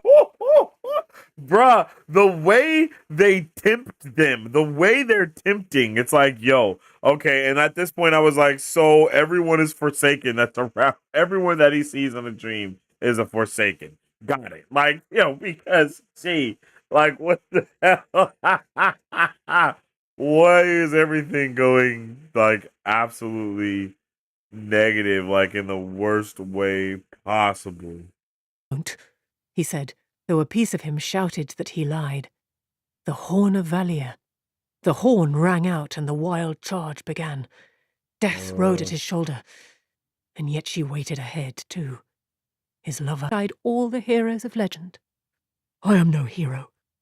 You don't know the half of what you are, of what you can be. Come, share a cup with me. Bruh. to destiny and All glory. you gotta do is drink from the cup. There was a shining silver Just cup in her take a hand, sip. Like, filled with bruh, blood-red wine. no way. Drink. He stared at the cup, Just frowning. drink it. There was something familiar about it. A growling chewed at his brain. No. Bruh. He fought away from it, refusing to listen. No. She held out the golden cup to him. Drink. Drink. Like, no big deal. It's no big deal. Just drink from the cup. What's the issue? You know? Like, no worries. Why are you tripping? Just take a little sip, bruh. Just drink it. Like, bro, whoa. Stranger danger. Dreams. Stillness. He lowered his arms. He was back in his own coat and breeches again. Sturdy and well-made, if plain. Suitable garb for a blacksmith, or any countryman. Yet he barely noticed them. He stood on a low-railed bridge of stone, arching from one wide flat-topped stone spire to another. Spires that rose from depths too far for even his eyes to penetrate. The light would have been dim to any other eyes, and he could not make out from where it came. It just was. Everywhere he looked, left and right, up or down, were more bridges, more spires, and railless ramps. There seemed no end to them, no pattern. Worse, some of those ramps climbed to spire tops that had to be directly above the ones they had left. Splashing water echoed, the sound seeming to come from everywhere at once. He shivered with cold. Suddenly, from the corner of his eye, he caught a motion, and without thinking he crouched behind the stone railing. Bruh. There was danger in being seen. He did not know why, but he knew it was true, giving him a distinguished look, his dark green coat thickly embroidered with golden leaves. Gold work covered his belt and pouch, and gems sparkled on his dagger sheath, and golden fringe encircled his boot tops. Where had he come from? Another man started across the bridge from the other side, his appearance as sudden as the first man's. Black stripes ran down the puffy sleeves of his red coat, and pale lace hung thick at his collar and cuffs. His boots were so worked with silver that it was hard to see the leather. Bruh, see, that's something that I definitely need to work on. 'Cause damn. He was Like, shorter than the man he word went to meet, painting is more stocky, insane. with close-cropped hair as white as his lace. Age did not make him frail, though. He strode with the same arrogant strength the other man showed. The two of them approached each other warily, like two horse traders who know the other fellow has a spavined mare to sell, Perrin thought. The men began to talk. Perrin strained his ears, but he could not hear so much as a murmur above the splashing echoes. Frowns and glares, and sharp motions as if half on the point of striking. They did not trust one another. He thought they might even hate each other. He glanced up, searching for the Sensei, woman. who are these people? She was gone. I have no idea. When he looked back down, another man had joined the first two, and somehow, from somewhere, Perrin knew him with the vagueness of an old memory. That's A how I handsome feel man too, in his middle Perrin. years, wearing nearly black velvet and white lace. An inn, Perrin thought. And Like, something before that. is it Something a long time ago, it seemed. oh my But the memory would god. not come.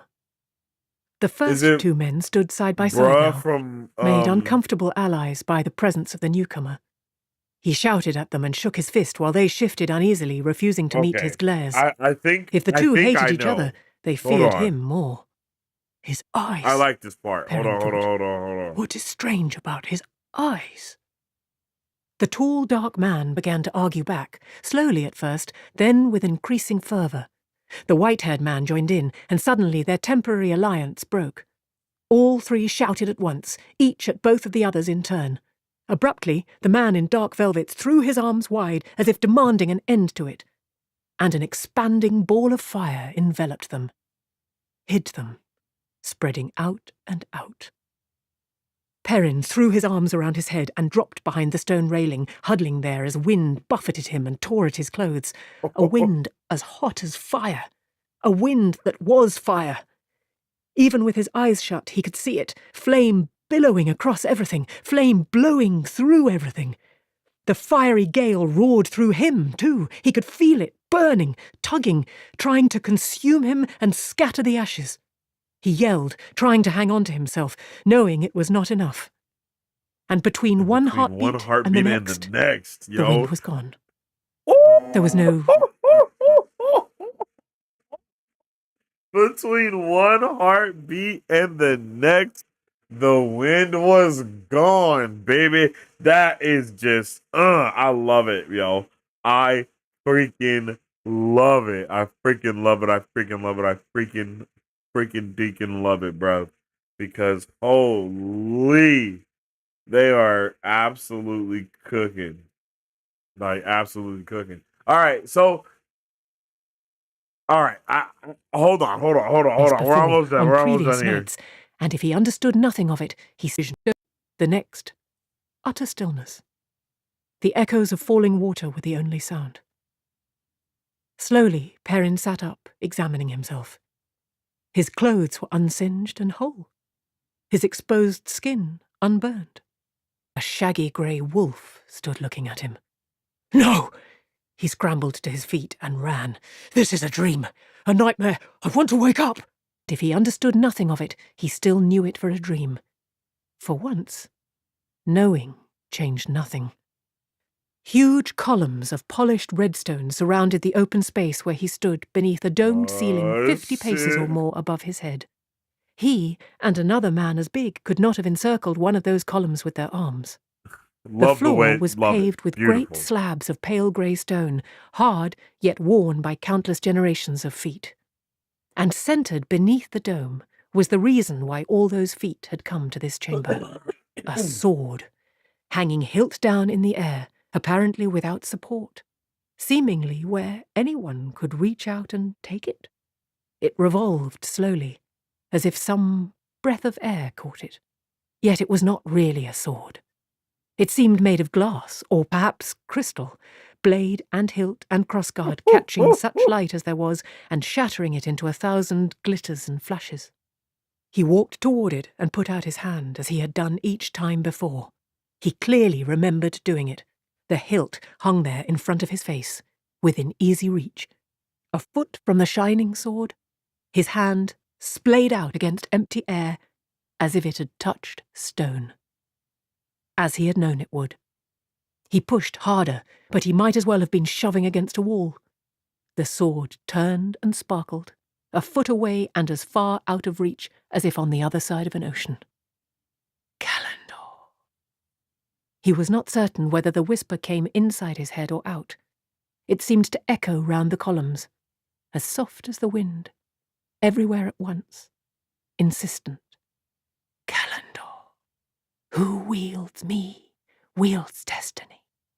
Take me, and begin the final journey.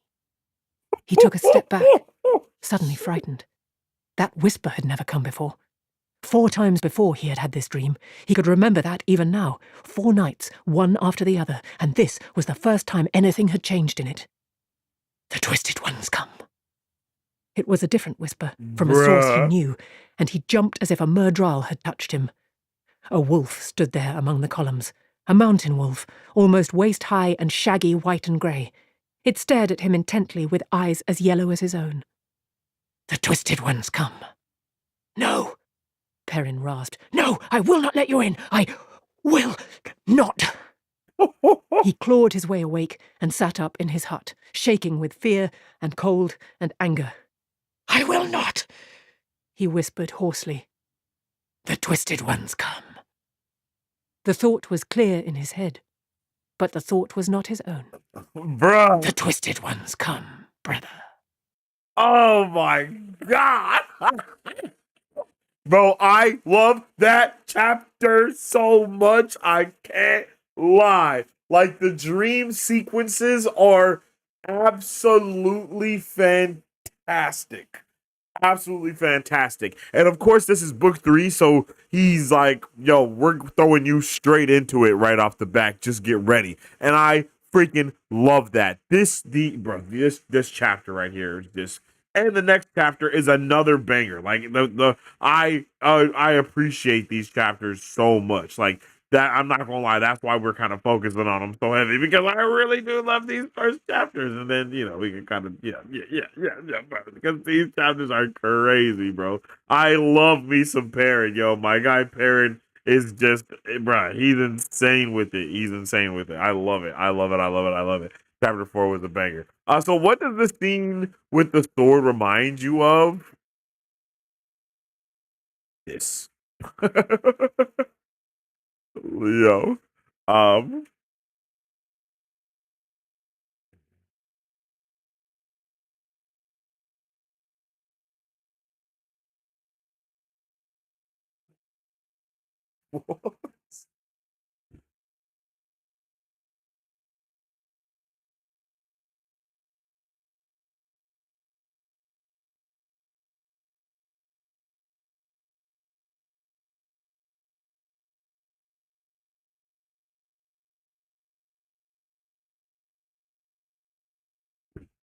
um.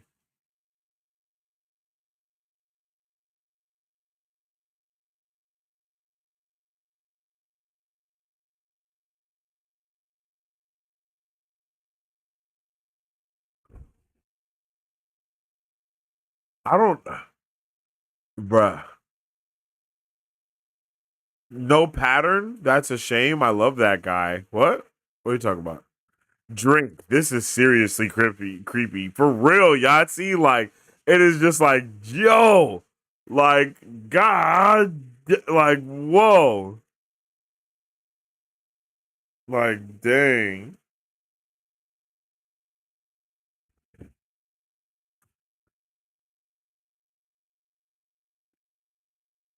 Like, like I can't get over that. How they're just like in his brain, like trying to take him over, trying to make him do these things. This is so nurturing and encouraging for real. Like for real though. The way the details in the dream keep changing always really stuck out to me as being a cool way to show it's a dream. Yeah, like things just shifting and changing from a blink of an eye or from one moment to the next definitely implements that dream sequence. Being able to see even if there's no light, for real. My guy Parent is just that guy though as well. Yeah, first appearance of Lanfear to Perrin, exactly. Which is crazy. It's crazy how he is going through some of the same things that Rand went through. And we find out later why that is, but it's just damn. I'm gonna push you here. The place with the stone railings. Does that sound familiar? The place with the stone railings. Stone railings.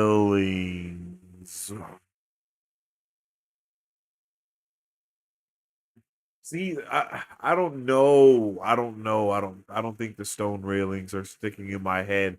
Out of all the things that I have in my brain, I'm trying to think of stone railings and nothing's coming up. The thing that I remember is the dark friend ball. I remember that for show, and that's where I initially thought some of these dudes uh were. You know what I mean? Stone bridges in the sky stacked on top of each other. Stone railings and bridges. I know you're trying to walk me to it, but for some reason my brain is just not connecting the dots. I'm sorry. I apologize. It's just my brain isn't. I'm trying to jumpstart it. That's what's happening to my brain right now. Um, because it's like I feel literally like how Perrin was like, bro, what? Hold on, I know this. What is this? What are we? Wait a minute. What? Wait a minute. Where did this come from? You know what I mean? That's how my brain is right now. But I feel like I'm just scratching. I'm scratching at the surface of it though. Like I can't. Hmm.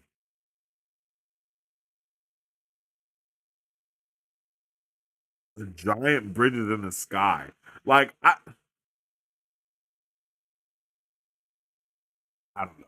Maybe I'm just second guessing myself when I should just speak, but I don't think I don't want to do that though. So I don't know. I don't know. I don't know. I don't know. Help me.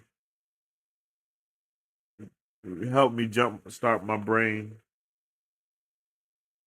Yo, but chapter 4 was great. It had everything that I love. Dream sequences, of course, Perrin. Uh, the perspective events were amazing, and of course, your head. You're made for making hammers, not axes. Or you're made for a hammer, not an axe. Like that's just, yeah, yeah, yeah. That I love those moments right there. It was much darker in the waking world. Okay, so is that the same place that Rand was in his dream sequence when he had woken up? Okay, I remember that. I remember that. I remember that. So is this just basically like a shared dream? Is that one of the hints that this is Rand's dream that he's in? Is that what that is? Is that kind of connecting those dots in that kind of way? Because I remember Rand waking up and being like, "Oh, like, but this place is crazy, and there's pillars and shit everywhere." And then I'm pretty sure that's where him and maybe I'm connecting the wrong dots, but that's what I remember. That's what my brain is going to. Was that when he was like, "Nah, nah, nah, nah, that can't be it, right? That's not it, is it?" No, I don't think so. I think my brain is failing me here, chat. This doesn't happen often, so you got to give me this one. Tell me. Don't ask them. Tell me. Tell me. Because I feel like I know, but my brain just isn't going to let me. Oh, see, bro. See, bro. Yeah. Okay, then. Yeah, that makes sense. I mean, that makes so much sense. That makes sense. That makes sense. I don't know why my brain wasn't. I thought of everything except the ways, actually, because it just didn't connect for me. I didn't think of the ways at all because I'm like, bro, nah, the ways wouldn't be in his dream like that, would it? Like, but at the same time, I was trying to connect it to other dream stuff or that sequence that we saw at the beginning of the book. Like, that's the only place my brain was going. Literally. Like wow, yeah, yeah, okay. Hey, I gotta take an L every once in a while. You know what I mean? I mean, so I'll take it. I'll take that because that was my brain was not braining just now. Of course, it's the ways. Why? What the hell else would it be? Where else are there pillars that go into the darkness, bro? What am I doing? Why am I? What am I doing? I need a nap. I need a coffee refill. I need a coffee refill. Yo, that's crazy. Okay, so the okay, so the okay, so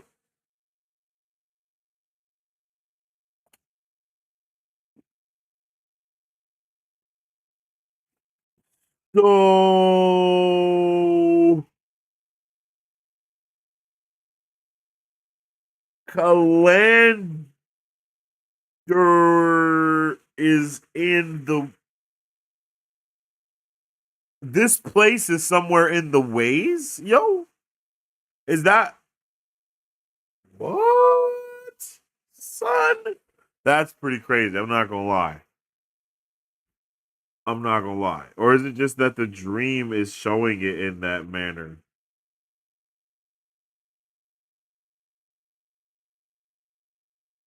Okay, I'm probably asking too many questions. Yeah, I'm probably asking. I was about to say I'm probably asking too many questions.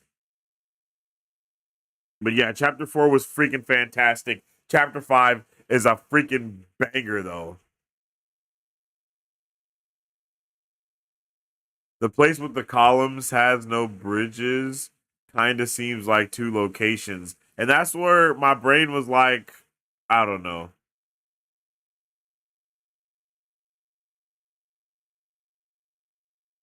So the place with the columns and the place with the brick. Okay, I got you. I got you. I understand. I understand. things were shifting quickly, and I guess I missed one of the shifts because I thought the place with the stone bridges also had the columns. But now I understand why that's not that, because it definitely is two locations. I got you, chat. I got you, chat. Yeah, I got that calendar as Excalibur for sure, for sure.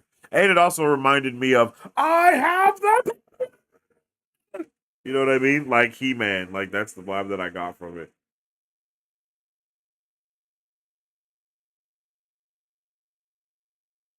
You know what I mean? That was definitely the vibe.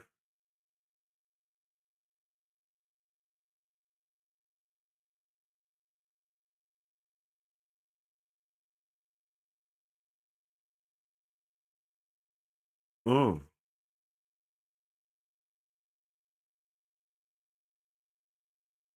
Yeah, that's the vibe for sure. Okay, let's see. All right, let's get into it. Bruh. Here we go, baby. This is it. Let's get into it. It's time to get into Chapter 5. Nightmares Walking. I am a Leaping from his nightmare bed, walking. Perrin snatched his axe and ran outside, barefoot and wearing nothing but thin linen, heedless of the cold. The moon bathed the clouds with pale white.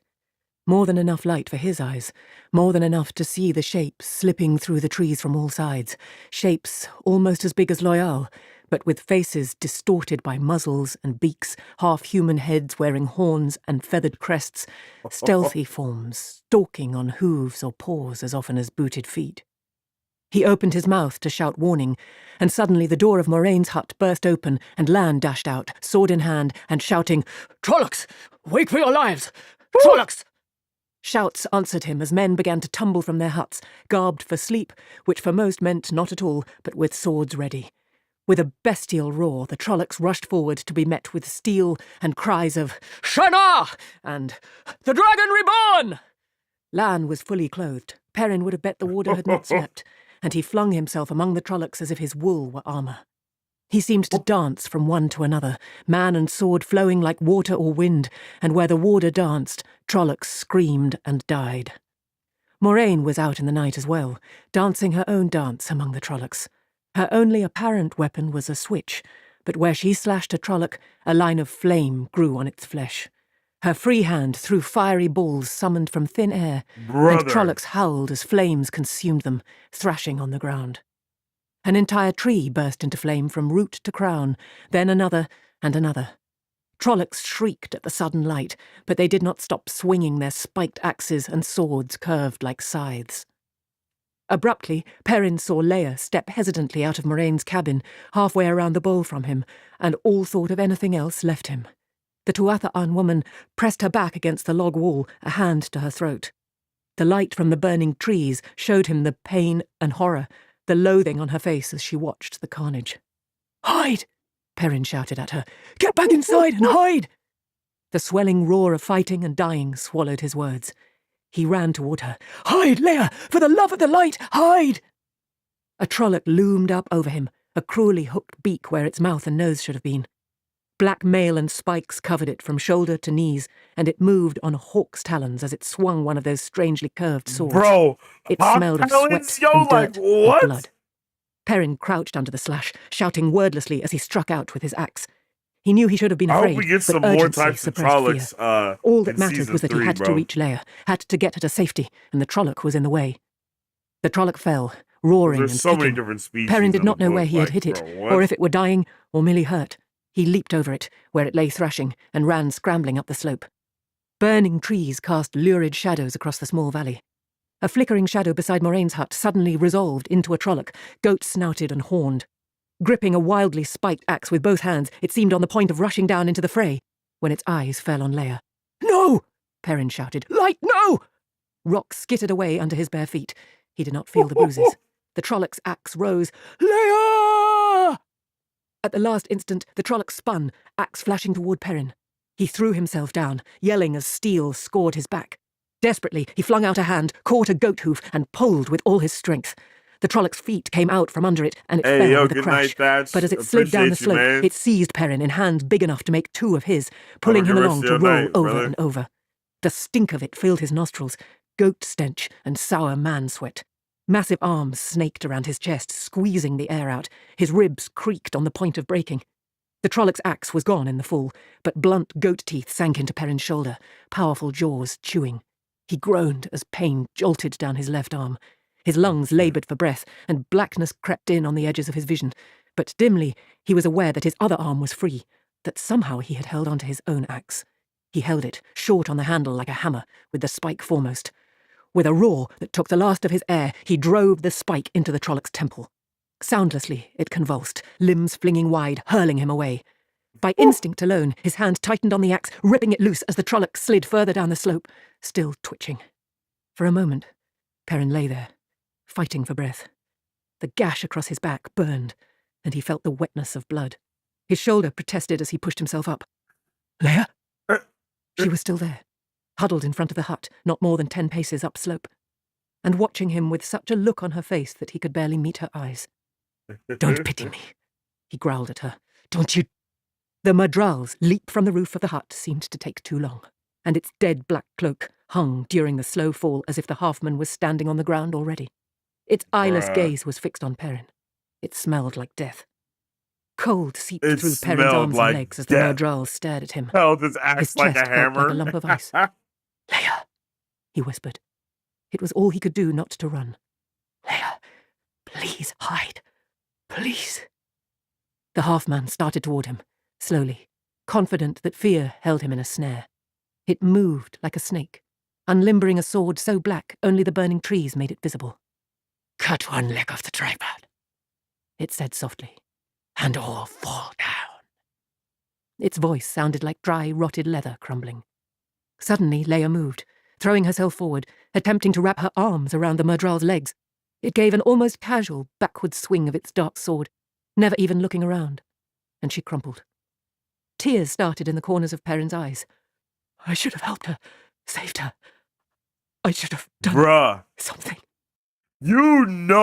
You just know that moment is exactly like what they were trying to do the whole thing for his wife from, you know? Because, like, damn, bro, the way that he's just, like, so just distraught by that moment, the way he's just so completely, oh, bro. But so long as the Murdral stared at him with its eyeless gaze, it was So an effort sad, even bro. to think. We come, brother. We come, young bull. Let's go, The young words bull! inside his mind made his head ring like a struck bell. The reverberations shivered through him. With the words came the wolves, scores of them, flooding into his mind as he was aware of them flooding into the bowl-shaped valley. Mountain wolves almost as tall as a man's waist, all white and grey, coming out of the night at the run, aware of the two legs' surprise as they darted in to take on the twisted ones. Wolves filled him till he could barely remember being a man. His eyes gathered the light, shining golden yellow, and the half-man stopped its advance as if suddenly uncertain. Fade, Perrin said roughly, but then a different name came to him from the wolves. The Trollocs. tripod. The We twisted totally ones need to made break during that the War of down. the Shadow Yo, from I melding men and also animals was were bad like, enough. why did they say But the tripod? When I first Never read it, I was mind. like, tripod, Young bro, bull what? spat, Hold on. lip And I was curling like, back in a maybe it snarl. doesn't mean He threw what we himself at think the it Murdral. means. It moved like a viper, sinuous and deadly, black sword quick as lightning. Never born. But he was young bull. That was what the wolves called him. Young bull, with horns of steel that he wielded with his hands. He was one with the wolves. He was a wolf, and any wolf would die 100 times over to see one of the Neverborn go down. Bruh. The Fade fell back before him, its darting blade now trying to deflect his slashes. Hamstring and throat, that was how wolves killed. Young bull suddenly threw himself to one side and dropped to a knee, I love how he slicing across the back becomes of the young half-man's bull knee. for this entire It screamed, sequence. a bone-burrowing sound to raise his hair at any other time, and fell, catching itself with one hand. The half-man, My margin the is so Neverborn, Perrin still basically held goes its sword Hulk. firmly, but before it could set Because, itself, you know, when young Banner bull's is axe Hulk, struck it's not again. Banner anymore. Half It's now severed, Hulk. the And Murdral's that's head basically what's flopped over, happening here. to hang down its He's back. young bull, Yet bro. still leaning there on one Straight hand, chop the Bruh's Neverborn head slashed off. wildly with its sword. Neverborn were always long in dying. From the wolves as much as his own eyes, young bull received impressions of Trollocs thrashing on the ground, shrieking, untouched by wolf or man. Those would have been linked to this Murdral, and would die when it did. crazy world building continues, finding out that the Mandrolls are basically Wi-Fi connected to the Trollocs, and that's how they are able to be so No one killed coordinated. them Like first. that's He urged to rush down the slope and join his crazy. brothers. Like, Join excuse in me? killing the Twisted Ones, in hunting the remaining Neverborn, was strong. But a buried fragment that was still man Neverborn, remembered. Twisted Ones, like Leia. way He better dropped his names than axe Trollocs and and turned her over Mandrolls. gently. Blood covered her face, and her eyes stared up at him, glazed with death. An accusing stare, it seemed to him. I tried, he told her. I tried to save you. Her stare did not change. Uh-huh. What else could I have done? It would have killed you if I hadn't killed it. Come, young bull. Come kill the Twisted Ones. Wolf rolled over him, enveloped him. Letting Leia back down, Perrin took up his axe, blade gleaming wetly. His eyes shone as he raced down the rocky slope. He was young bull. Trees scattered around the bowl-shaped valley burned like torches. A tall pine flared into flame as young bull joined the battle. The night air flashed actinic blue, like sheet lightning, as Lan engaged another Murdral, ancient Aes Sedai-made steel, meeting black steel wrought in Thakandar, in the shadow of Sheol Ghul. Loyal wielded a quarterstaff the size of a fence rail, the whirling timber marking a space no Trolloc entered without falling. Men fought desperately in the dancing shadows, but young bull, Perrin, noted in a distant way that too many of the Shinaran two-legs were down. Bruh, like, and I love the way it starts going back and forth. Shinar and two legs, like as young bull Perrin, like as he's coming out of it, all of the everything starts reverting back to what it was before. Like that is freaking awesome. All of this terminology, like the way the word painting is being directly correlated to what character we're watching, their perspective at the moment, and like the universe surrounding them. Like that is the best way that we could get these like metaphors, we could get these lore drops or anything because it just does. It's like, damn, this is like we're really cooking right now. Like that's all I know. Like we are absolutely cooking to the 30th degree, bro. Like I love it. I love it. Is that the end of the The action brothers and sequence? sisters fought in small packs of 3 or 4, Here we go. dodging scythe-like swords and spiked axes, darting in with slashing teeth to sever hamstrings, lunging to bite out throats as their prey fell. There was no honor in the way they fought, no glory, no mercy. They had not come for battle, but to kill. Bruh, I love it, yo. The shout out to the Wolf brothers, yo. They they're going crazy. And I love how Lan even shouts him out like, you fought well. You fought well, Blacksmith. Everyone's just staring at him like, holy, did bruh just really do that? Like, and then after we go through all of this, who else but Rand is, having a midlife crisis, having a major panic attack. But the thing, because he feels he effectively didn't do anything while everyone else was fighting and people were dying. And I disagree highly because the trees that he set on fire on accident were actually very like pivotal to what was happening in the other battle. Like when they explode, everyone else still fighting. It illuminates the battlefield for them to be able to see and for them to be able to fight. So I think he kind of sleeps on himself as to how much he actually helped here because it was the middle of the night and everyone would have been just fighting Trollocs and Madral in the dead of night without being able to see as soon as they wake up. So again, I don't think he realizes that what he did was actually very beneficial to most of the regular ass dudes there being able to literally kill them. You know what I mean? Like they wouldn't have been able to fight without being able to see. Like, bro, like all the way around, everything, everything works because everyone plays their part without being able to realize that. So it's like, Rand, you got to get out of this. You got to get out of this. You know what I mean? Imposter syndrome that you're feeling, bro. You are the Dragon Reborn. You've claimed it as so. So, just embrace it and let's keep it moving. Uh, and then it was really dope. It was also super dope when, as after all of this goes down, and Perrin is like watching the rest of his wolf brothers go through and literally just tear shit up left and right. Like they're just taking out the twisted ones until there's absolutely none left. They're just going for him, boom, boom, boom, boom, boom, and then as what was her name? Moon. Am I tweaking? Did that happen later?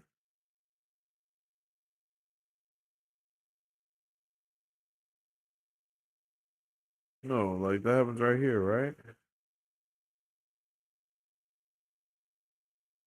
I can't think of her. I don't know why I don't see it. I thought I wrote her name down. Moon Rain? Moon? Was it not Moon? Morning Mist. Morning Mist. I knew it was something. Moon Rain. I, I'm talking about.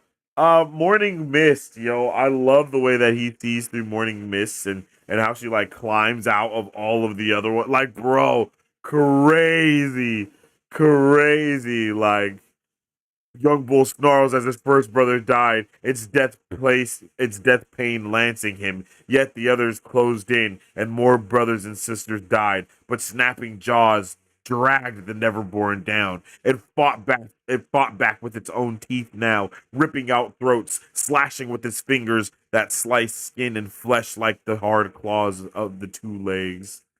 What? Like, bruh.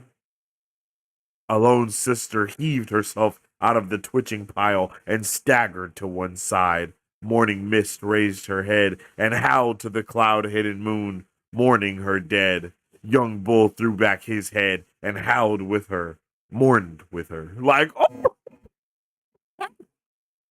bruh, let's go. And then he's like, bro, you fought well. Like, let's go. You fought well. Then he's like, bro, don't skin none of the wolves. They fought with us. They helped us. You bury them with the rest of our dead. And then Moiraine comes back and heals every single wolf that's still alive and hurt. Like, bro, come on. That shit is awesome, bro. I was damn near about to start howling when I was reading this, bro. What do you mean? Like, that's that is awesome, yo. Like that is going on. Like that's awesome for real. So I just love it, man. I love it, yo. This what is this? Chapter 5? Chapter 5 of The Dragon Reborn is just fire, bro. They did such a good job with it here. I'm not gonna lie to you, yo. Like, woo-hoo. Oh man. Oh man. Yeah, this shit was action packed and blood filled. This it really filled in a lot of the gaps for the wolf lore. And of course, we get a lot more about Perrin, aka Young Bull. Like, damn, bruh, it's just beautiful. And again, like I said at the top of it, the action, the gore, the whatever it may be, is so cinematic. It takes over the entirety of the scene. It takes over for just everything, bro. Like, it's just so powerful. So powerful. And again, Rand got to get up out of his brain. Even better, Lan is actively distracting everyone from how weird Perrin acted and gives them another reason for Perrin's behavior. Yeah, that's very true. That's very true too. Like the pivoting was phenomenal. Like the pivoting was phenomenal. He is a real one. I agree. This is my favorite chapter of 1 through 12. The wolves narrative is so visceral. I agree. I agree with you completely. I love like chapter 4 was amazing and I really loved it. And then chapter 5 happened and I was like, oh baby, like bro, this chapter was amazing. And I wanted to know so much more about him. You know what I mean? I wanted to know so much more about him. So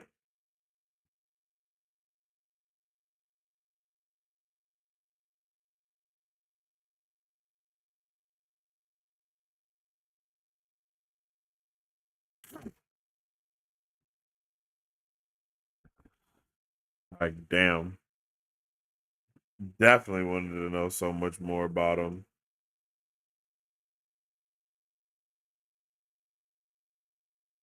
I'm happy that we got to.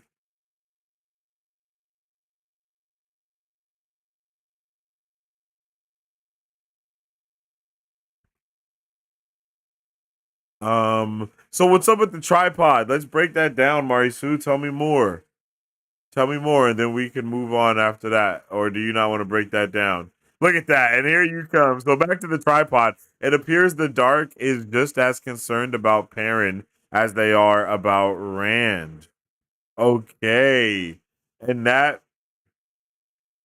makes a lot of sense because of course, we were talking about that. We talked about earlier, even in the first book, they weren't sure if they were after Rand, Perrin, or, you know what I mean, or Matt. So that makes so much sense, yo. Tripod is crazy. See, I love the way they take things that we know about and turn them into something different.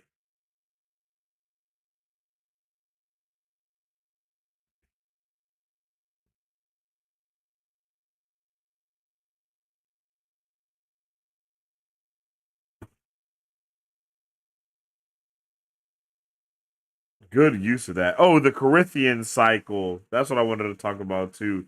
The blood of the dragon reborn on the rocks of of Shao Ghul will free mankind from the shadow.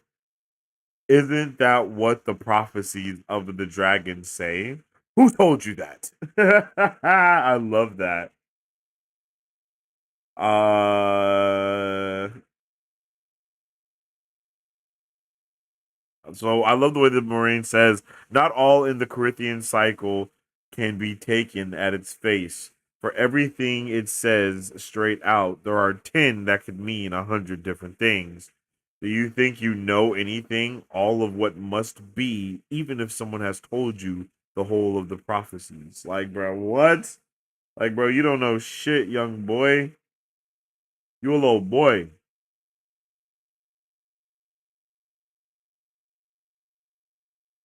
And then I love the way that Lan looks at him and he's like, oh, wait, hold on. No. This is the next chapter. Okay, yeah.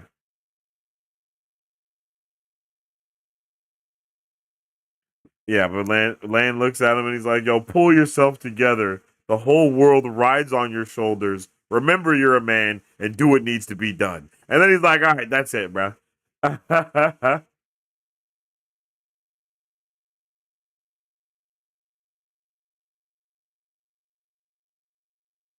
Like, bro, hell yeah. Hell yeah. It shows how desperate the pattern is. A chosen one isn't enough. They need three this time. That's true. That's true. They're like, hey, bro, we need to have a backup for the backup for the backup. So just in case, just in case, just in case. And I kind of understand why Matt took a back seat in the show because bruh's been knocked out for a while in the book. Like they just been dragging my G around. I don't know how long that's gonna be going on for, but he's been not with it all the way. He pulled up, blew the horn, was ready for that action, and then it was donezo. You know what I mean? Like he was out of commission, came back into commission, and then went out of commission again. And it was like, damn, bro, poor guy. You know what I'm saying? Like, geez.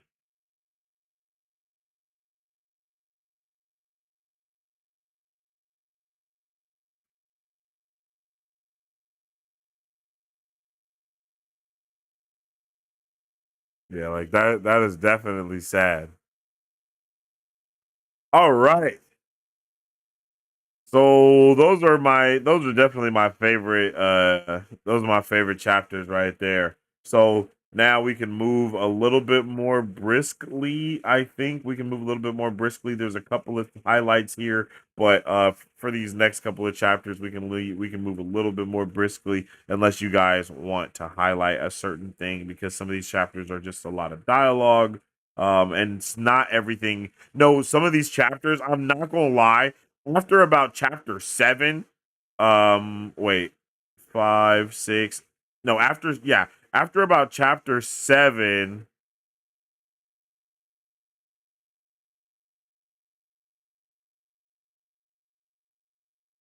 Yes, after chapter 7, everything after that and 8. Well, really after 8, I think. Maybe after 9.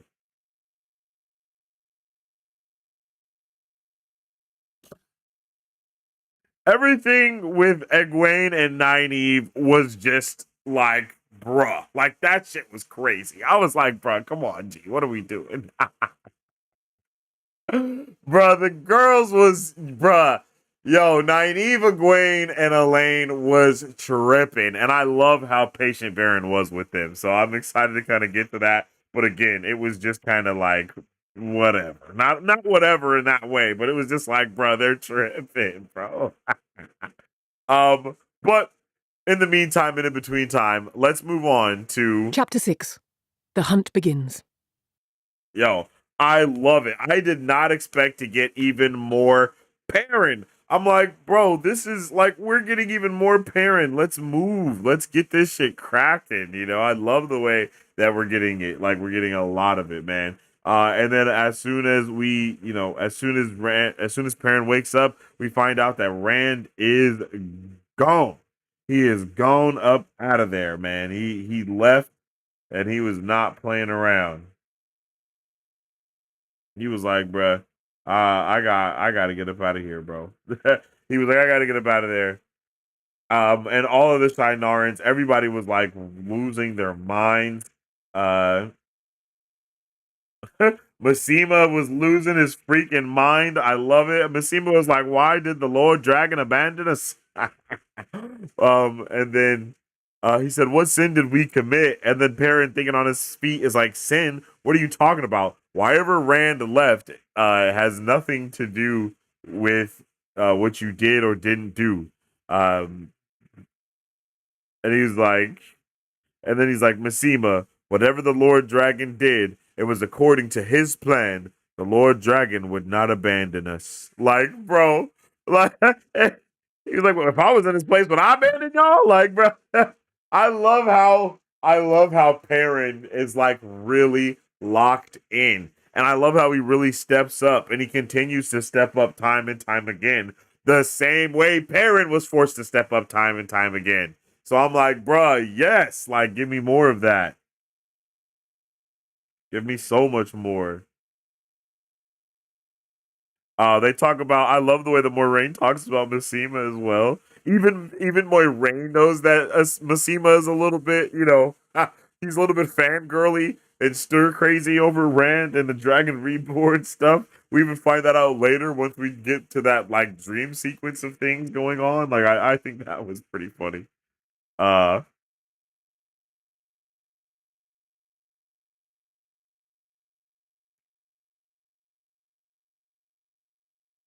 um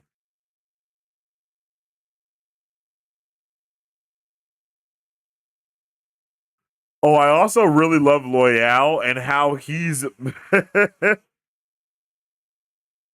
Loyal.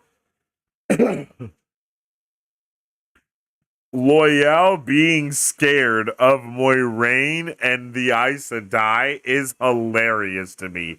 I'm not gonna lie. I was literally rolling every time that man opened his mouth about the Aes Sedai. I don't know why it was so funny to me, but it was. He was like, bruh, well, you know, you're not supposed to talk back to the Aes Sedai. Well, you know, you should never not do anything to Aes Sedai.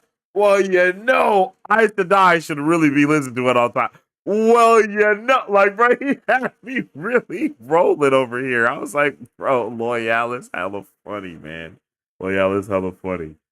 Oh, bruh. Bruh. But, but we also find out Rand left a note. I didn't think What he I was do, going to leave a I do note, because but there he is no other did. way. He. The Ogier's ears jerked, and he frowned worriedly until his long eyebrows hung down on his cheeks. I did not know what he was planning. I didn't. We know that, Min said. No one is accusing you of anything, Loyal. Moraine frowned at the paper, but she did not try to stop Perrin from reading. It was in Rand's hand. What I do because there is no other way. He is hunting me again, and this time one of us has to die, I think. There is no need for those around me to die also. Too many have died for me already. I do not want to die either, and will not if I can manage it. There are lies in dreams. And death. But dreams hold truth, too. There are lies in dreams That was all. and death, but With no dreams signature. hold truth too. There was no need for Perrin to wonder who Rand meant by he. For Rand, for all of them, there could be only one. Ba'alzamon.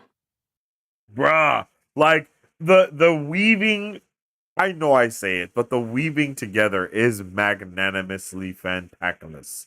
Because goddamn, bruh, I love it. Like, it's just so good, bruh. It's so good. And then we find out that, you know, there's a little bit more about those dreams than meets the eye, but we know that. But now that everyone else starts to really realize how true that holds.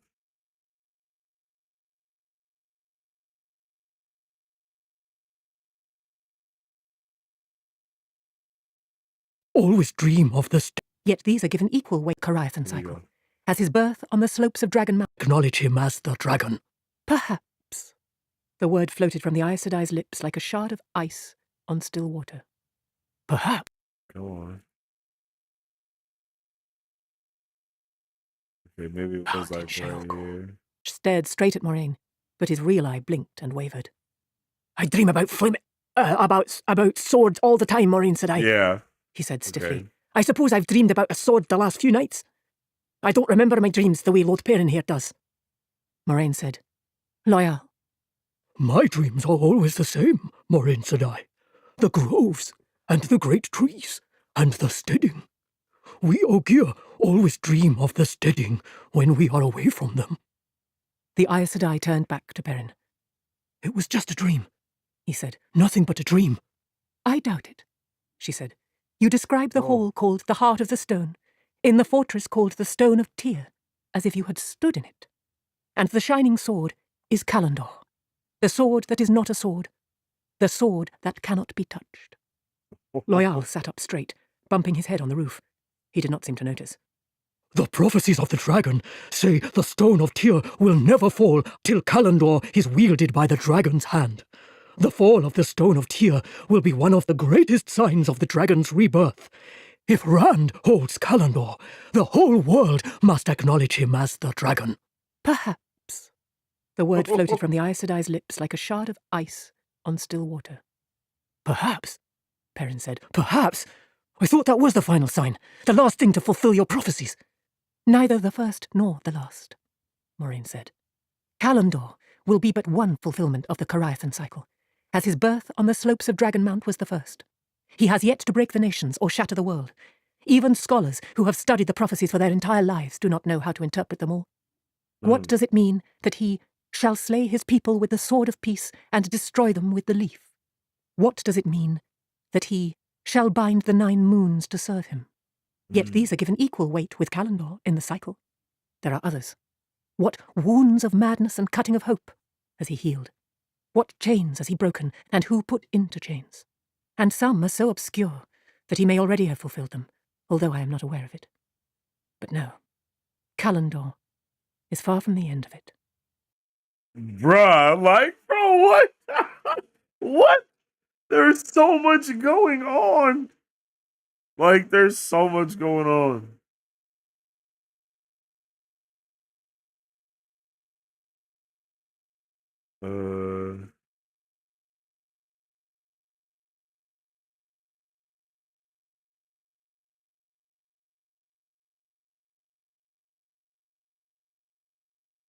Okay. Yeah, there's just so much going on. This chapter is crazy. Like 4, 5, and 6 was a crazy back to back to back to back. Like I was Straight a ahead, little looking as if he overwhelmed. would I rather was be like, anywhere oh else. shit. And Loyal's ears wilted. Perrin was too tired and too hungry to care whether he showed proper respect for an Aes Sedai, and too angry as well, he realized. Why? Moraine answered calmly. Aes Sedai learn to shield their dreams. I do it without thinking when I sleep. Warders are given something much the same in the bonding. The Gaidin could not do what they must if the shadow could steal into their dreams. We are all vulnerable when we sleep, and the shadow is strong in the night. There's always something new from you, Perrin growled. Can't you tell us what to expect once in a while, instead of explaining after it happens? Uno looked as though he was trying to think of a reason to leave. Moraine gave Perrin a flat look. You want me to share a lifetime of knowledge with you in a single afternoon? Or even a single year? I will tell you this. Be wary of dreams, Perine Bara. Be very wary of dreams.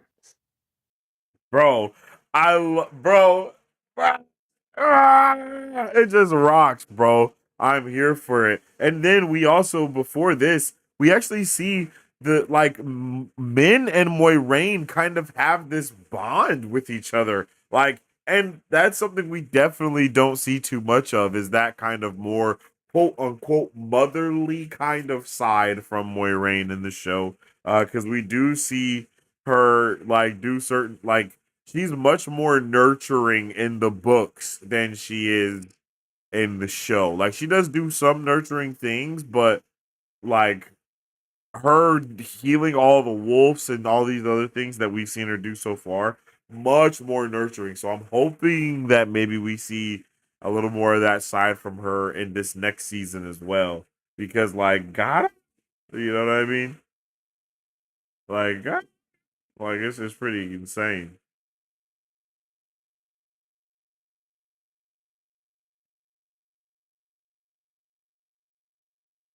Yeah, it's definitely pretty insane. He pulled his eyes away from hers. I am, he murmured. I am. After that, silence. And no one. Lan returned, and Moraine straightened eagerly. If he has rediscovered some talent from the Age of Legends. Dreaming of swords, the last 4 nights running. Some remember a place with great columns, and 5 say the sword was crystal or glass. Massima says he saw Rand holding it last night. That one would, Moraine said. That one would. She rubbed her hands together briskly. She seemed suddenly full of energy. Now I am certain. Though I still wish I knew how he left here unseen. If he has rediscovered some talent from the Age of Legends. Lan looked at Uno, and the one-eyed man shrugged in dismay. I bloody forgot, with all this flaming talk about He cleared his throat, shooting a glance at Moraine. She looked back expectantly, and he went on. I mean, that is, I followed the Lord Dragon's tracks. There's another way into that closed valley now. The earthquake brought down the far wall. It's a hard climb, but you can get a horse up it. I found more tracks at the top, and there's an easy way from there around the mountain.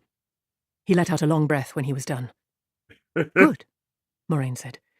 It's hilarious how Bruh has to like struggle to just talk normally. At least he has not rediscovered how to fly, or make himself invisible, or something else out of legend. We must follow him without delay.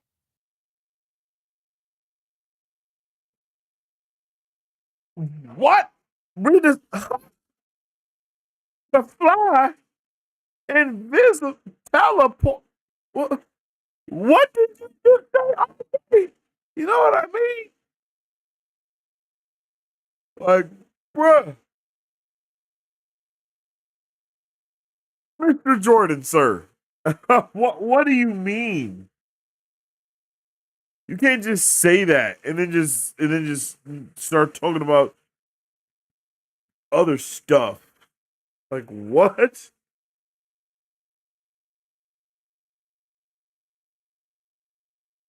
Like, bro, excuse me?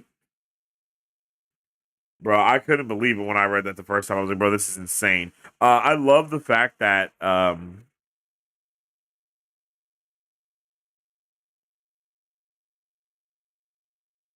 mean, I don't know what this one means, but loyal being terrified of Ice to die. I wrote that down. Oh, and then I wrote down Min's vision here. How she saw an Aielman in a cage. So, when she looks at him, she said, "This was awesome." She said, "Uh, what do you see when you look at him?" So we get a little bit more world building.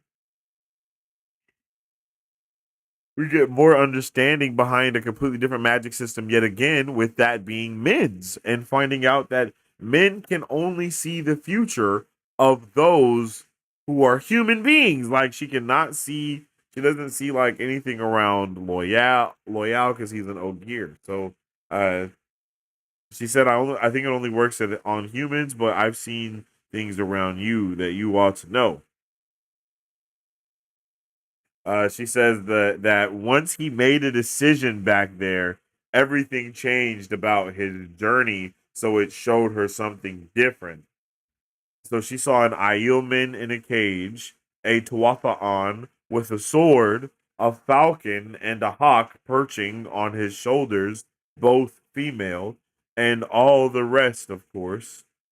Which is, the darkness swirling around him, and he's like, all right, too much, TMI, TMI. I don't want to know none of that. I don't want to know none of that. Like I don't want to know any of those things. Like, get me out of here. And then she also tells him, uh, if you meet a woman, the most beautiful woman you've ever seen, run. And she's like, bro, I don't want you. I don't like you like that. I love you like a brother. I'm just telling you, if you don't remember anything else that I just told you, remember to run the hell away if you see the most beautiful woman you have ever seen. And it's like, bro, Lanfear is definitely about to pull up on Demon Time. And yeah, like I think Marisu, you said, Min is like a walking teaser trailer, literally.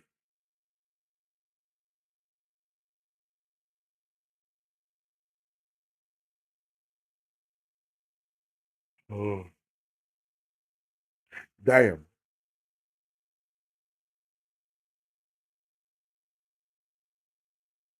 And yeah, I like that in chapter 6. Masima is kind of going all religious. Let's reinforce that. Yeah, that's true. He is going very religious with it. He's even calling him the Lord Dragon and all of these things. Definitely making the matter much more a much more religious matter, taking him to more of a deity type of status for sure. I agree with that. Colander, I use that to drain my noodles. Marsu, yo. I missed you. Moiraine is very warm and nurturing when you show respect to her, way more than other Aes Sedai would be. Yeah, that's very true. That's very, very true, actually. All right, let's keep it pushing with Chapter 7. The Way Out of the Mountains. The way down out of the mountains was hard, but the lower they went, the less Perrin needed his fur-lined cloak. Hour by hour they rode out of the tailings of winter and into the first days of spring. The last remnants of snow vanished, and grasses and wildflowers, white maiden's hope and pink jump-up, began to cover the high meadows they crossed. Trees appeared more often, with more leaves, and grasslarks and robins sang in the branches. And there were wolves, never in sight. Not even Lan mentioned seeing one, but Perrin knew. He kept his mind firmly closed to them, yet now and again a feather-light tickle at the back of his mind reminded him they were there. Lan spent most of his time scouting their path on his black warhorse Mandarb, following Rand's tracks as the rest of them followed the signs the warder left for them. An arrow of stones laid out on the ground, or one lightly scratched in the rock wall of a forking pass. Turn this way. Cross that saddle pass. Take this switchback, this deer trail, this way through the trees and down along a narrow stream, even though there is nothing to indicate anyone has ever gone that way before. Nothing but land signs. A tuft of grass or weeds tied one way to say bear left, another for bear right, a bent branch, a pile of pebbles for a rough climb ahead, 2 leaves caught on a thorn for a steep descent. The warder had 100 signs, it seemed to Perrin, and Moraine knew them all. Lan rarely came back, except when they made camp, to confer with Moraine quietly away from the fire. When the sun rose, most often he was hours gone already. Moraine was always first into the saddle after him, while the eastern sky was just turning pink. The Aes Sedai would not have climbed down from Aldib, her white mare, until full dark or later, except that Lan refused to track further once the light began to fail. "We'll go even slower if a horse breaks a leg," the warder would tell Moraine when she complained. Her reply was always very much the same. "If you cannot move any faster than this, perhaps I should send you off to Morel before you get any older." Well, perhaps that can wait, but you must move us faster. Bruh, yo, threatening to send him to the homegirl that's going to punch his bones out is crazy. Yeah, it's crazy. A lot of this chapter was a lot of just on the road again. I can't wait to get on the road again. You know what I mean? But it definitely let us know more about Moiraine. There was no particular expression on her smooth face, but her dark eyes did not waver, and they appeared to know what he was going to say, and to have dismissed it out of hand already. When she turned away, it seemed somehow too late to say anything. Muttering to himself, Perrin pulled out his belt knife and set to the gutting and heading. All of a sudden, she's forgotten about sharing the chores, it seems. I suppose she'll want us to do the cooking as well, and the cleaning up after. No doubt she will, Loyal said, without pausing over the fish he was working on. She is, Aes Sedai. I seem to remember hearing that somewhere. Perrin's knife ripped into the fish. The Shinorans might have been willing to run around fetching and carrying for her, but there are only 4 of us now. We should keep on turn and turn about. It's only fair. Loyal gave a great snort of laughter. I doubt she sees it that way. First she had to put up with Rand arguing with her all the time, and now you're ready to take over for him. As a rule, Aes Sedai do not let anyone argue with them. I expect she means to have us back in the habit of doing what she says by the time we reach the first village. A good habit to be in, Lan said, throwing back his cloak. In the fading light, he had appeared out of nowhere. Perrin nearly fell over from surprise, and Loyal's ears went stiff with shock. Neither of them had heard the warder's step. A habit you should never have lost, Lan added, then strode off toward Moraine and the horses. His boots Bruh. barely made a sound, even on that rocky ground. And once he was a few paces away, the cloak hanging down his back gave him the uneasy appearance of a disembodied head and arms drifting up from the stream. We need her to find Rand, Perrin said softly, but I'm not going to let her shape my life anymore. He went back to his cleaning vigorously. He meant to keep that promise. He really did. But during the days that followed, in some way he did not quite understand. He found that he and Loyal were doing the cooking and the cleaning up and any other little chore that Moraine thought of. He even discovered that somehow or other he had taken over tending Aldib every night, unsaddling the mare and rubbing her down, while Moraine settled herself, apparently deep in thought. Loyal gave in to it as inevitable, but not Perrin. He tried refusing, resisting, but it was hard to resist when she made a reasonable suggestion, and a small one at that. Only there was always another suggestion behind it, as reasonable and small as the first, and then another. The simple force of her presence, the strength of her gaze made it difficult to protest. Her dark eyes would catch his at the moment he opened his mouth.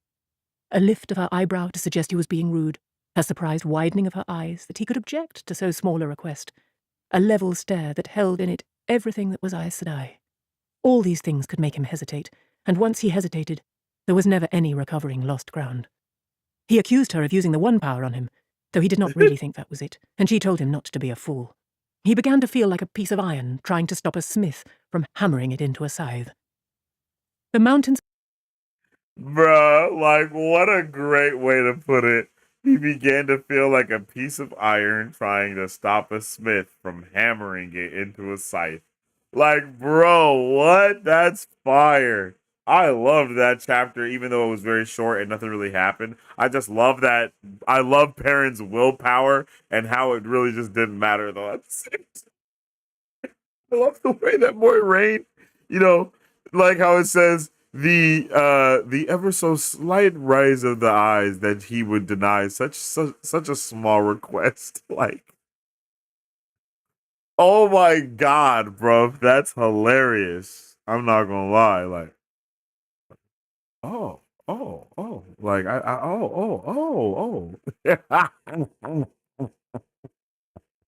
yo. Yo, I love the bit that Moiraine is the master fisherwoman. Who taught her that? Swan. So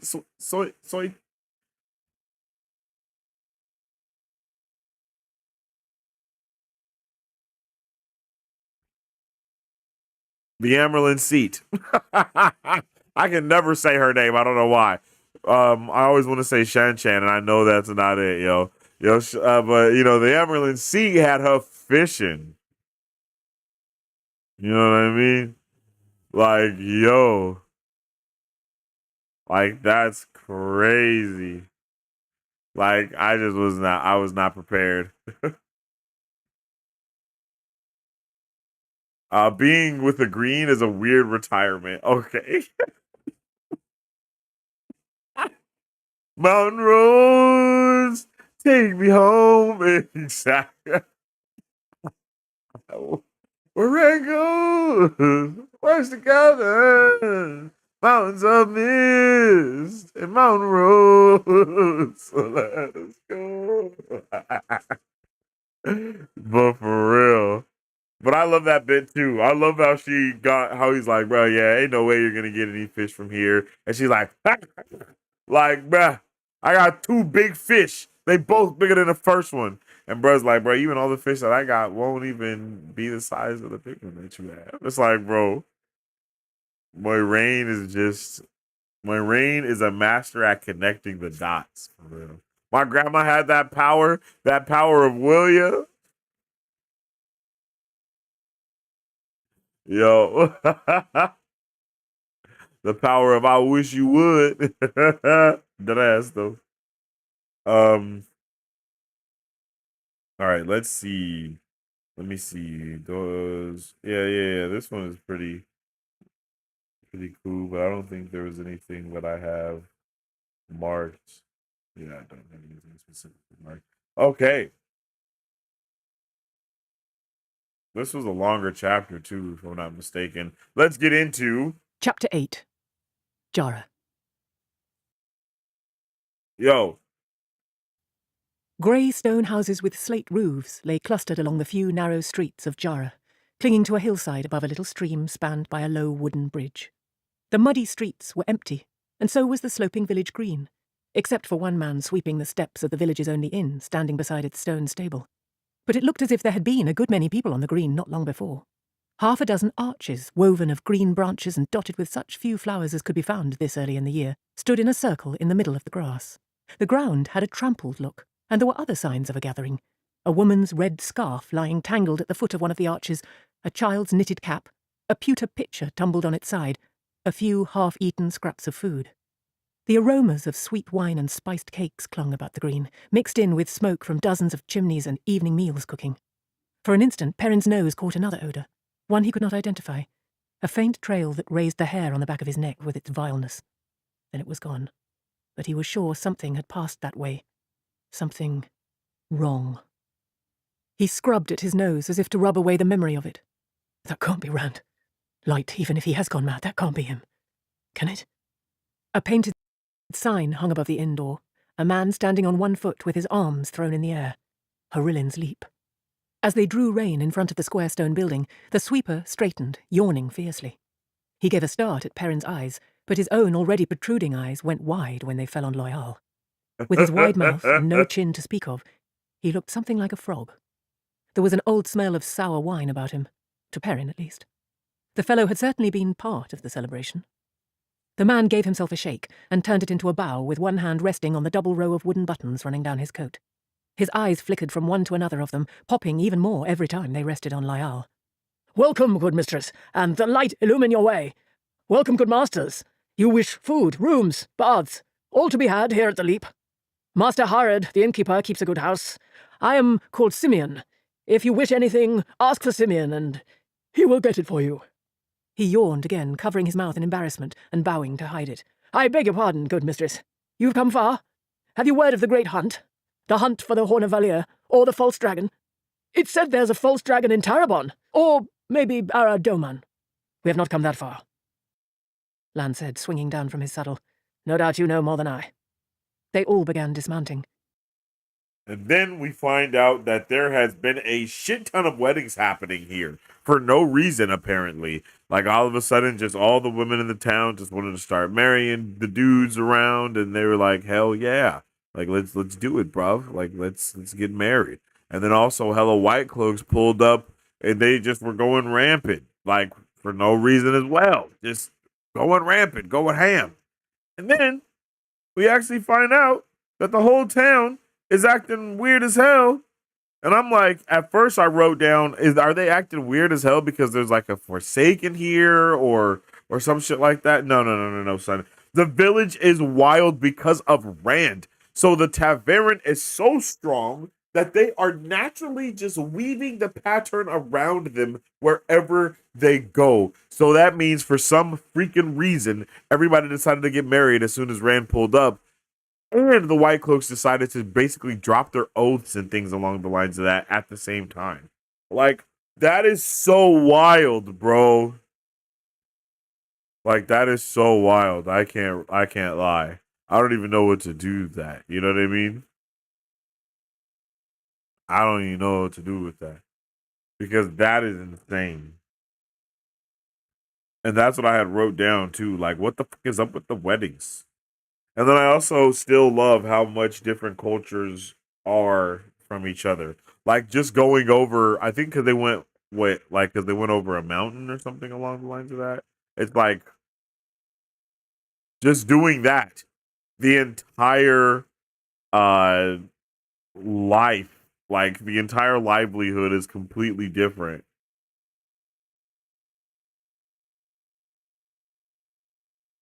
And it's like, bro, how? You know, like they don't even know that like gears are real or any of that. They think all of that is just not like they don't think any of that is true. They don't think any of that is real, and it's wild to even see that happen.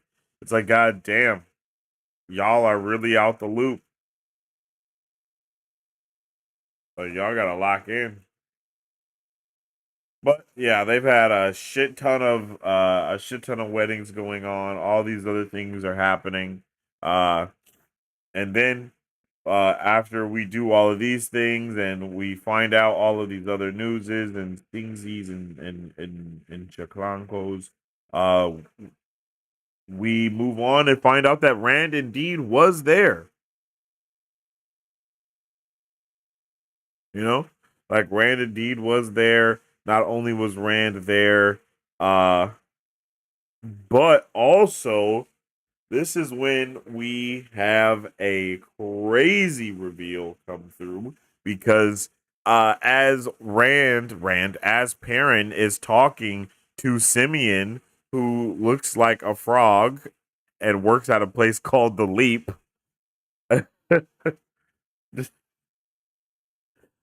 Simeon looks like a frog and works at a place called Leap. I don't know what's so funny about that, but um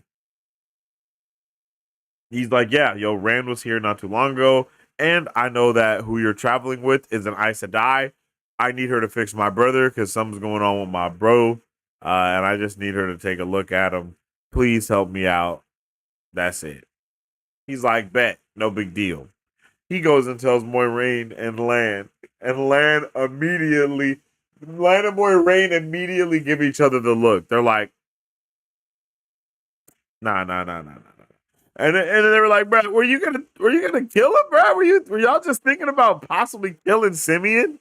And then he's like, well, just so you know, Rand is going east. You know, apparently you didn't need that information since you was just gonna kill, bruh.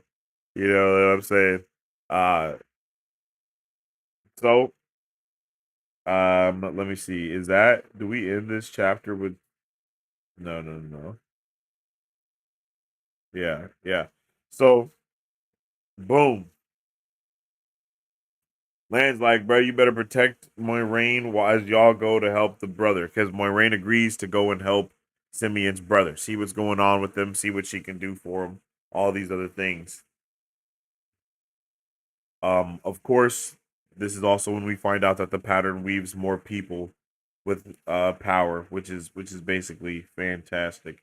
Like the pattern is just weaving shit going on around. Like how did this guy also become a wolf person in this town that they're just so happen to go through? You know what I mean? Like the wheels been weaving for a while now, getting ready for these events. Like that's what it clearly shows us, right?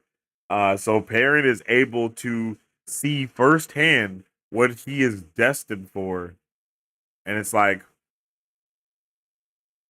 it's over for Perrin if this is the same fate that he is destined for, because the dude was literally a wolf at that point. Like it was over for him. He was no longer a human being. That's even what Moiraine says, is that, you know, your brother is gone. He's not in here anymore. I'm sorry. We find out that the brother is done took down a full cow. God damn it. He done murdered a whole cow, which is crazy. Um Murdered a cow, bit a woman, and now they got him locked up in here like he is a wolf for real. Um, and all of that is insane, if I do say so myself. So I definitely am here for whatever. Like I'm here for this stuff, but at the same time, I was shook, bro.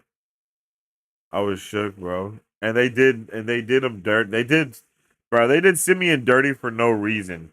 right here where they were like, Noam lifted his head and stared at them silently without expression. There was nothing at all about him to suggest he was Simeon's brother. He had a chin, for one thing. Like, bruh, what? What? Why did you just gas that man like that? Like, that shit was so uncalled for. Like, that shit was so uncalled for.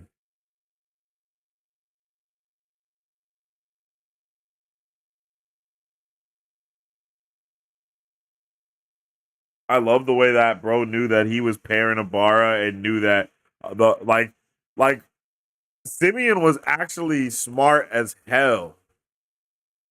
Like Simeon was actually smart as hell. Like what the hell? He figured out that bro was pairing, and he figured out that Moiraine was an Aes Sedai. Like he put that shit together when they've been traveling around, and no one has really found that out like that. You know, like damn. You know, like that shit was crazy.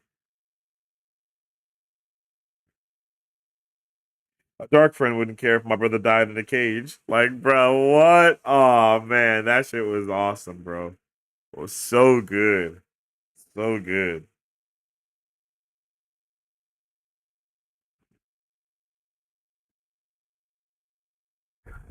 Casual body shaming? Cool, cool.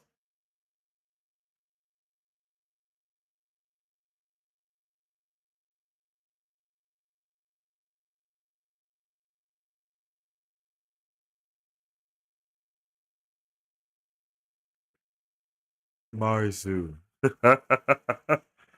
um at least Perrin feels bad for comparing him to a frog later. Facts, facts.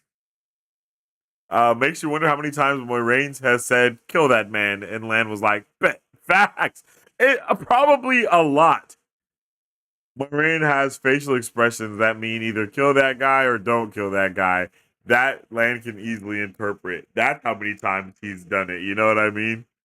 Weddings are very diverting from the other stuff going on, maybe. That's possible. But it's just like, yeah, man, I don't know. It's crazy how, as they come down the eastern slopes of the Mountains of Mist, this is the closest our characters have been to the two rivers since halfway through book one. Do you think they'll go home?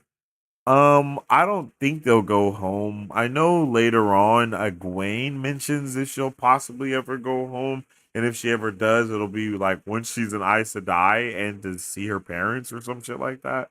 So I don't know if any of them go home. I don't think if any of them want to go home or can go home. I think they'd be probably too scared about the outcome or what that might mean for their families if they did go home. So but I'm not sure for sure.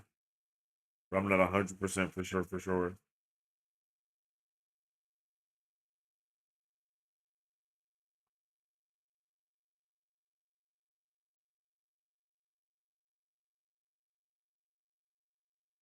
All right, let's move right along into Chapter 9. Wolf Dreams. badass name. Perrin returned to his room by the back way, and after a time Simeon came up with a covered tray. The cloth did not hold in the smells of roasted mutton, sweet beans, turnips, and freshly baked bread, but Perrin lay on his bed, staring at the whitewashed ceiling until the aromas grew cold. Images of Noam ran through his head over and over again. Noam chewing at the wooden slats. Noam running off into the darkness. He tried to think of lock-making, of the careful quenching and shaping of the steel, but it did not work. Ignoring the tray, he rose and made his way down the hall to Moraine's room. She answered his rap on the door with, "Come in, Perrin."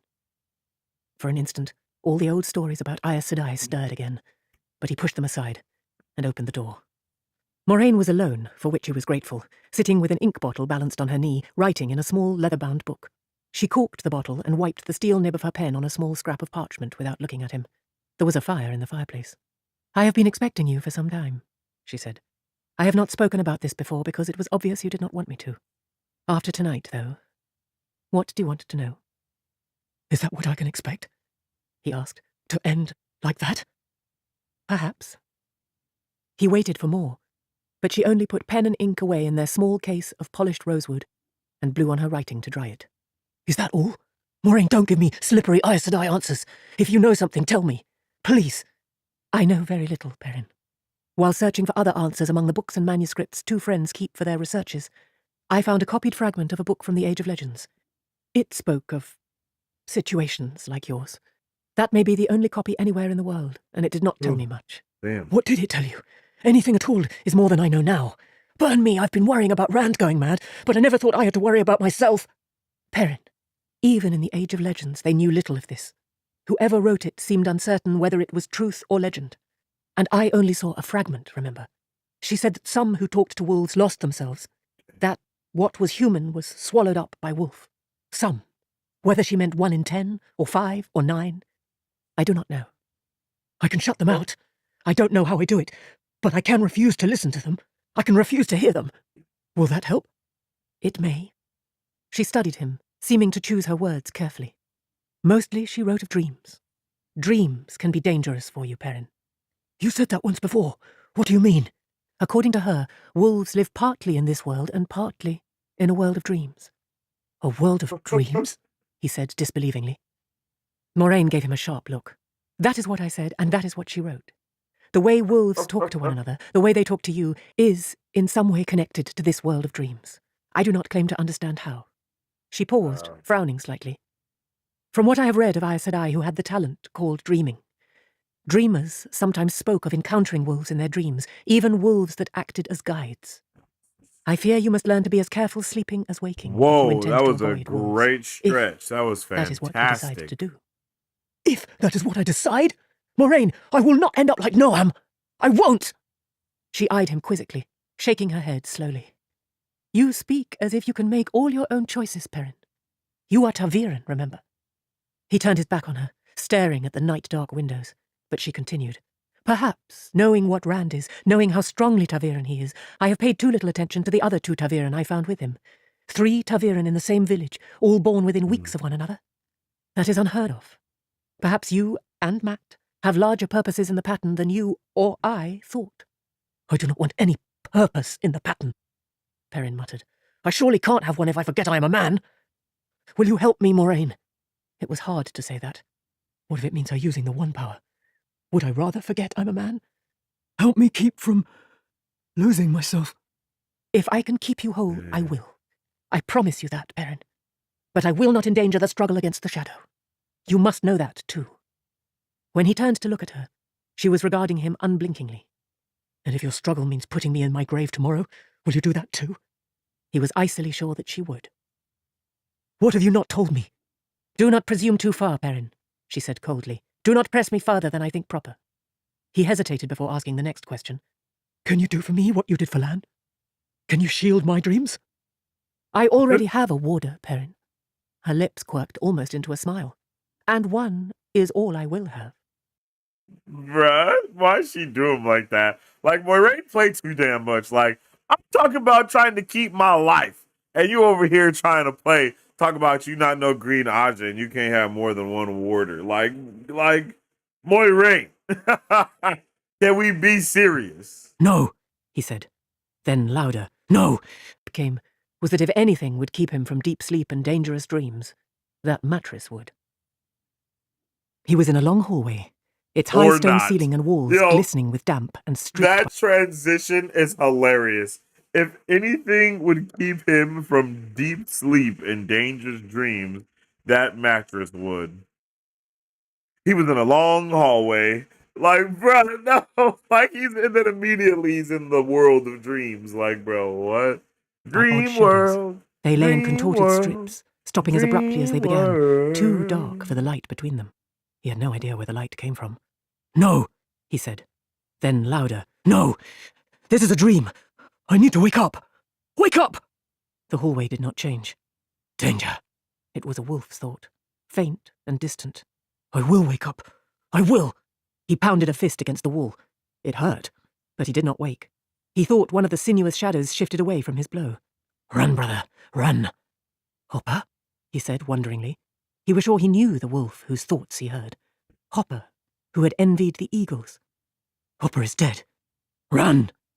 Perrin lurched into a run, one hand holding his axe to keep the haft from banging against his leg. He had no idea where he was running, or why, but the urgency of Hopper's sending could not be ignored. Hopper's dead, he thought. He's dead! Bro, literally, what's going on? What in the hell is happening? Like, bruh. Like, like, this is crazy.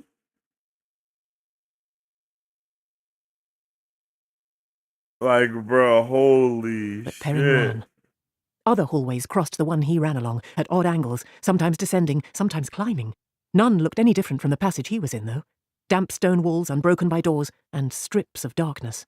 As he came on one of those crossing halls, he skidded to a halt. A man stood there, blinking at him uncertainly, in strangely cut coat and breeches, the coat flaring over his hips as the bottoms of the breeches flared over his boots. Both were bright yellow, and his boots were only a little paler.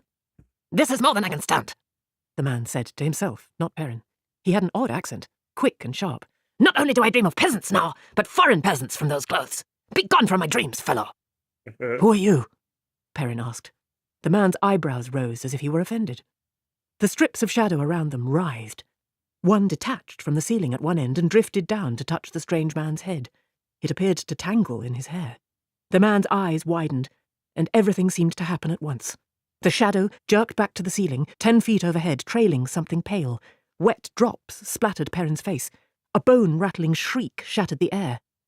Frozen, Perrin stared at the bloody shape wearing the man's clothes, screaming and thrashing on the floor. Unbidden, his eyes rose to the pale thing like an empty sack that dangled from the ceiling. Part of it was already absorbed by the black strip, but he had no trouble recognizing a human skin, apparently whole and unbroken. The shadows around him danced in agitation, and Perrin ran, pursued by dying screams. Ripples ran along the shadow strips, pacing him. "Change burn you!" he shouted. "I know it's a dream! Light burn you! Change!" Bro, like, what's happening? What? Bro, what's happening, bro? Like, what's happening? Like, they changed so much. Like, bro. Exactly, Akam. That's why it's not in the show, because they know that it's going to be straight nightmare fuel, and they're not going to be able to actually do this the right way.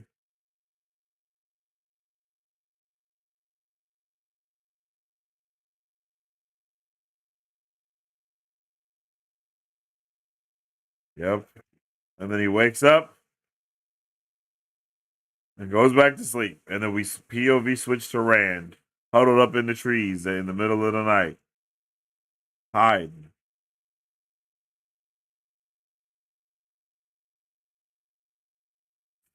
And this was a really good POV switch right here too. Hold on, let's see.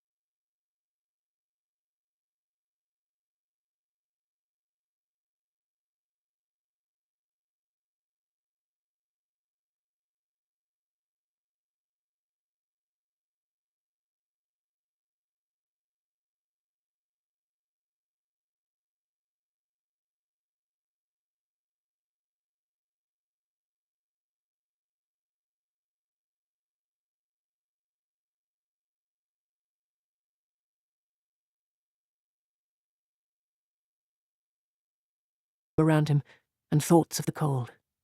But the bad dreams that came were better than... It sniffed the air and trotted toward him. "Closer," he thought. "Come closer. No warning for your master this time. Closer." And then it was gone. The white light faded, except for the after image burned across Rand's vision. He bounded forward, straight at Rand. The power filled him. Something leaped, and its teeth that seemed to shine like wet silver in the night. It sniffed the air and trotted toward him. Closer, he thought. Come closer. No warning for your master this time. Closer. That's it. The dog was only 10 paces away now, a deep growl rumbling in its chest as it suddenly bounded forward, straight at Rand. The power filled him. Something leaped from his outstretched hands. He was not sure what it was. A bar of white light, solid as steel. Liquid fire. For an instant, in the middle of that something, the dog seemed to become transparent. And then it was gone. The white light faded, except for the after-image burned across Rand's vision. He sagged against the nearest tree trunk, the bark rough on his face. Relief and silent laughter shook him. It worked. Light save me. It worked this time. It had not always. There had been other dogs this night. The one power pulsed in him, and his stomach twisted with the Dark One's taint on Sidene, wanted to empty itself. Sweat beaded on his face despite the cold night wind, and his mouth tasted full of sickness. He wanted to lie down and die. He wanted Nynaeve to give him some of her medicines, or Moraine to heal him, or something, anything, to stop the sick feeling that was suffocating him. But Sidene flooded him with life, too. Life and energy and awareness larded through the illness. Life without Sidene was a pale copy. Anything else was a wan imitation. But they can find me if I hold on. Track me, find me. I have to reach Tyr. I'll find out there. If I am the dragon, there'll be an end to it. And if I am not, if it's all a lie, there will be an end to that too. An end. Bruh. Like, come on, G. We are absolutely cooking. Like, we are absolutely cooking. I'm still confused as to who's worse than Neverborn. I'm hoping that it's just the not just, but you know what I mean, the big bad guy, but damn, worse than the Neverborn is crazy though, you know? Like what? Like who could that possibly be?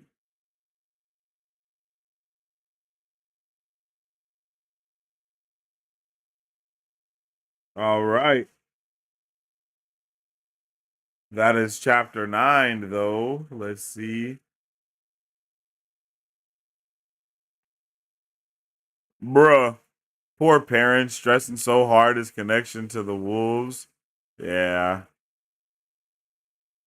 A world of dreams. Probably not important. Oh yeah, dream world is definitely important.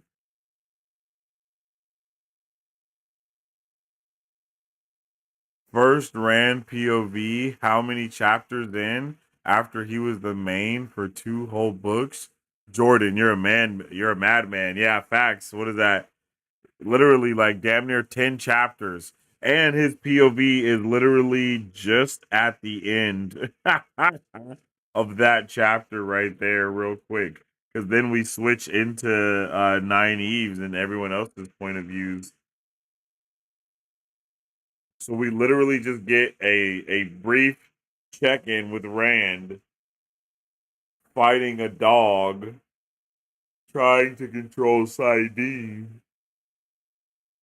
and then it's over. Like that's it, you know? Like that's crazy. That's crazy.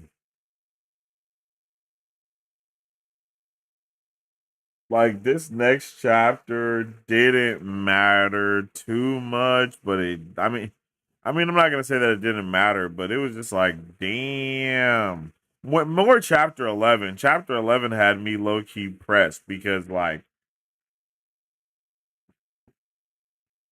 I'm not gonna lie, they just had me low key pressed because they just would not shut the hell up.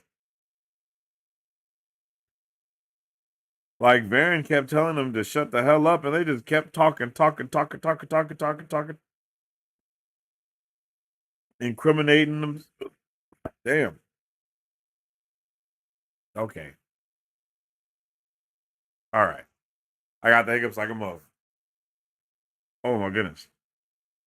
Okay. Oh God. Oh my goodness.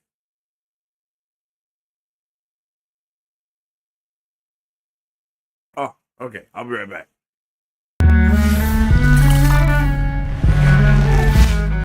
Nope.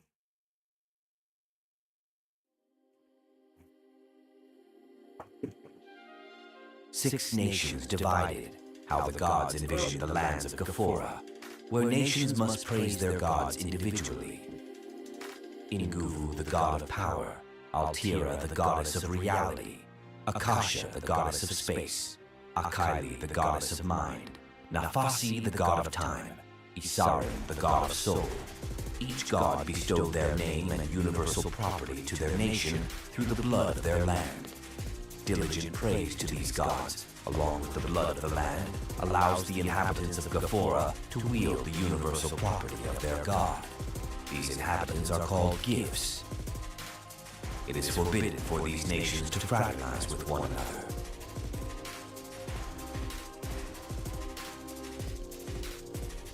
Gifts, the lands of Ghaphora.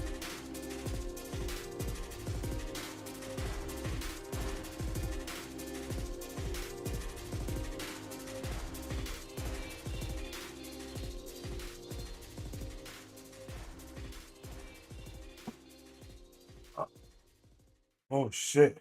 Oh, look at that. I made it. Oh man, I still got the hiccups. Hold on.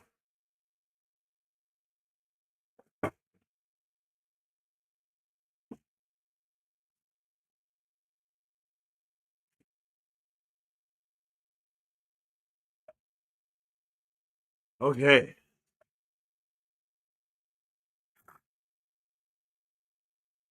I think I'm good.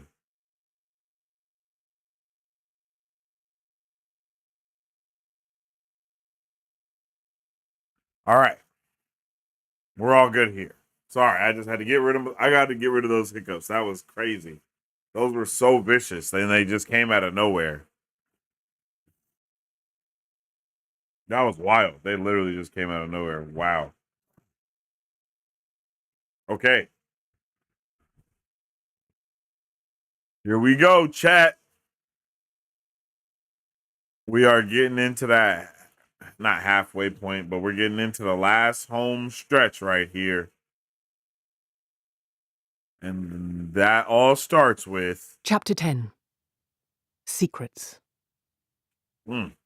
Ignoring her companions for a moment, Egwene Alvia stood in her stirrups, hoping for a glimpse of Tar Valon in the distance. But all she could see was something indistinct, gleaming white in the morning sunlight. It had to be the city on the island, though. The lone, broken-topped mountain called Dragon Mount, rising out of the rolling plain, had first appeared on the horizon late the afternoon before, and that lay just this side of the River Erenin from Tar Valon. It was a landmark, that mountain, one jagged fang sticking up out of rolling flatlands, easily seen for many miles, easy to avoid, as all did, even those who went to Tar Valon. Dragon Mount was where Luz Therin Kinslayer had died, so it was said, and other words had been spoken of the mountain, prophecy and warning.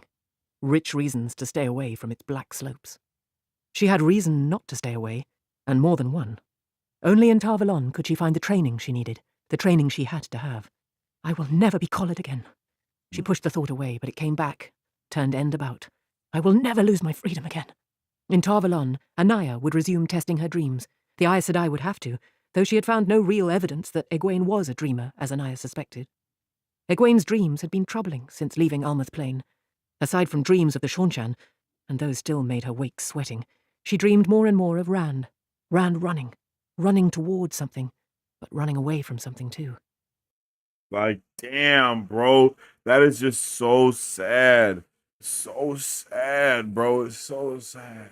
That's something that I'm really hoping that we see. This is something that we haven't got to see yet in the show because, well, Egwene hasn't been free that long. You know what I mean? Like, she just now, like, we end the show with her, like, freeing herself from the, from the event or whatever. So, not the event. I mean, it's definitely not just the event, but you know what I'm saying? Like, so we haven't got to see that level of PTSD that she might carry around with her when it comes to what happened. So I'm pretty sure I'm very hopeful that, you know, that she's able to effectively,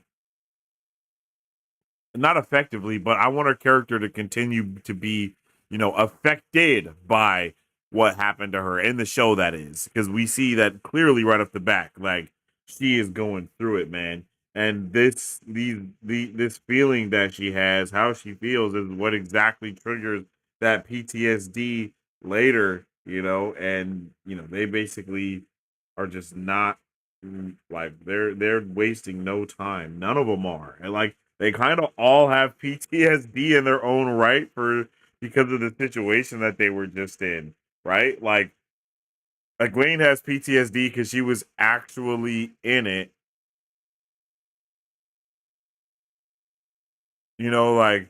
Like she was actually in it in the situation, and then her girls are like they were there too. You know what I mean? Like they were there, but just like they didn't get kidnapped, but their friend was kidnapped, right? So it's not like they all went through that thing together. So it's like, oh my god. Like, bro, that's just so yeah, it's just super sad. It's very, very sad. It was very interesting how we were just talking about the needing of a dreamer for what's going on with Perrin, and then we immediately start this next chapter with Egwene being called a dreamer, or being suspected to be a dreamer. I thought that was a very interesting cross dissolve.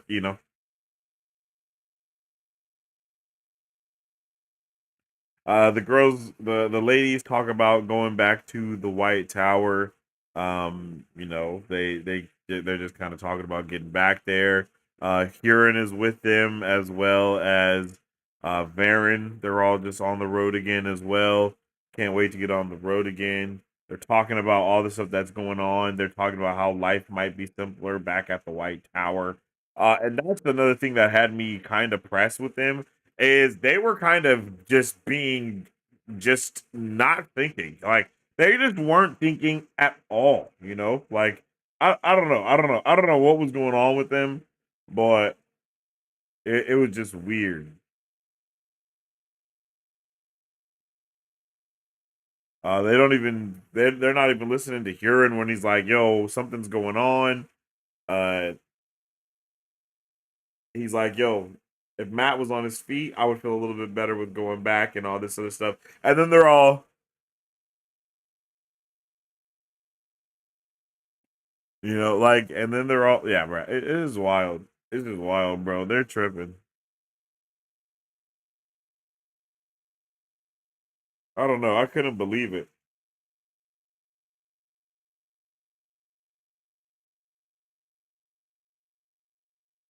But yeah, Matt's been MIA. Well, not MIA, but just out of commission this whole time. They talk about how they might be stilled for what they've done, and it's hilarious. Egwene and Nynaeve talk about how Nynaeve's not able to heal the proper way, and how her healing is very centered to like the herbs that she uses to heal as well, which I thought was very interesting. I thought that all was very interesting.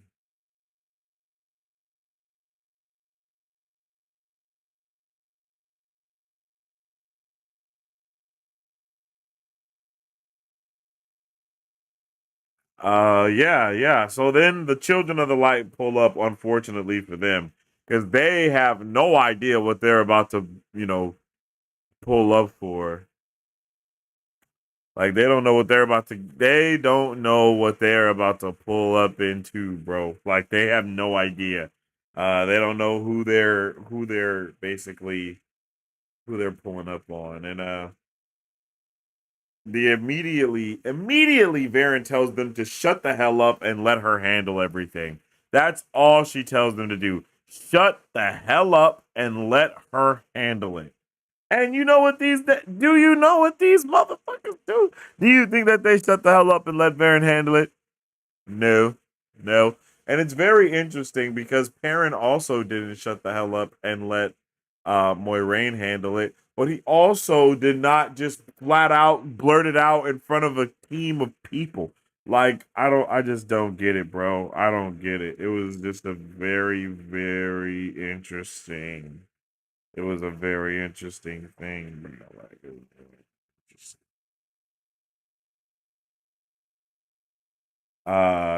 Yeah, wild, bro. And they're like, yo, what? Like, bro, I just couldn't believe it. I couldn't believe it. Like Elaine, Varen opened her mouth as if for idle conversation, but before she could speak, Elaine jumped in. I am Elaine, daughter heir of Andor. Da, da, da, da, da. Like, bruh, Varen hissed with vexation. Like, bruh, what are you doing? Like, what are you doing? And he's like, yo, so if we just kidnap you and take you to your mom, she'll probably be happy. Like, everything they tried to do is over. And then, of course, Egwene, as soon as he's like, yo, we'll take you, like, Egwene is like, you're not taking me! You will not take me! And then just starts attacking, bro. And I felt Egwene though. I felt Egwene being like doing that. You know, I definitely felt that. Because yeah, bro, no, you're not taking me either. You know what I mean? Um, and Egwene was like, bro, nah, you're gonna you're taking these hands. That's the only thing you taking, bro, because you ain't taking me. You know what I mean? Hadouken. uh, but yeah, that's just so dumb. And then I love this like Baron's attention is on all of her companions as if they too have forgotten their officer. The fleeing white cloaks vanished over the same da da da da. Under Baron's furious gaze, Egwene let go of Sidar slowly, unwillingly. It was always hard letting go. Even more slowly, the glow under Nynaeve vanished. Nynaeve was frowning hard at a pinched face, white cloak before them as if he might still be capable of some sort of trickery. Elaine looked shocked by what she had done. Okay, let me see if I can find this part because I love the delivery on this.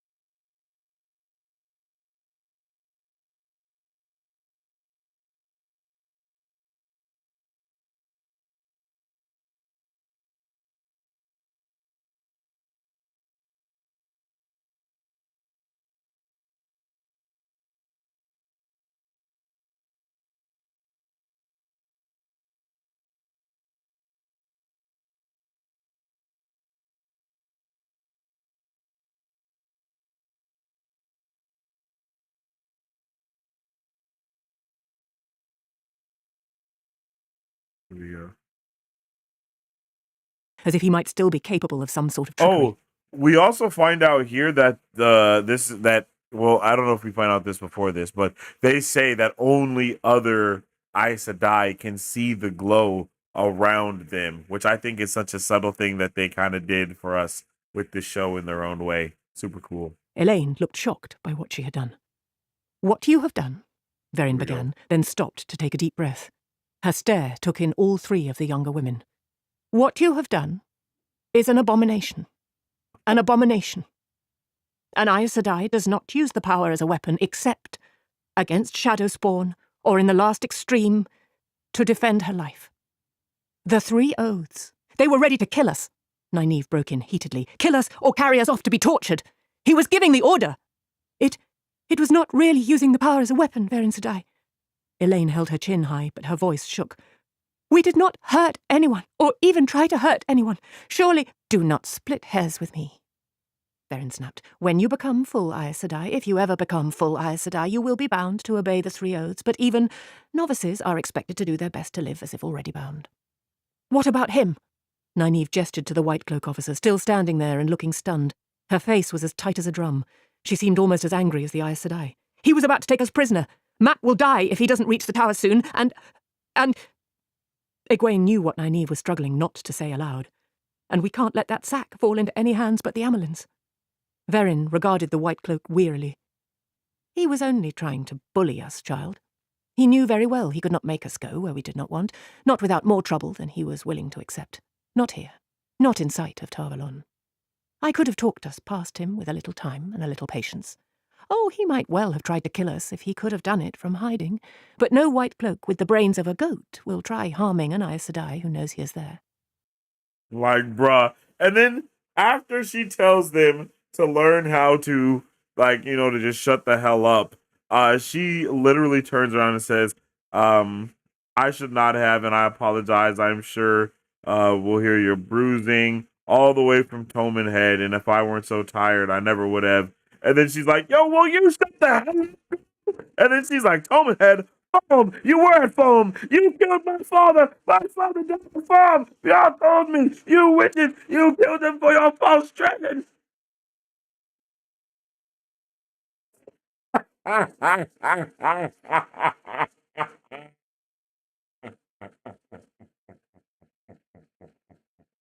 And Varen is like impetuous children, bro. Like, there's no freaking way,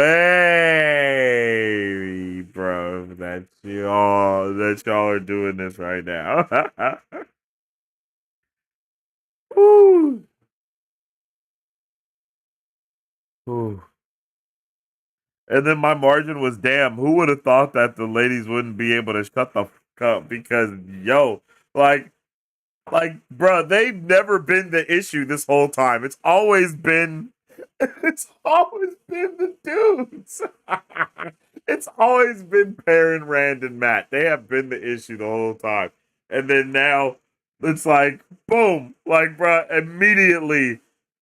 Like, and then usually it's the girls talking shit about how they aren't, like, locked in line. But without them to talk shit about, it's like they just completely forgot all, you know, all their training of being an Aes Sedai, like, or anything. Because it's just like, bruh, what the hell is going on? That shit was funny, though. Couldn't believe it.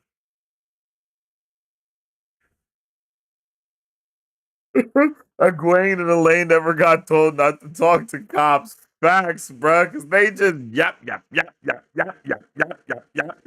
bro. They were just going in.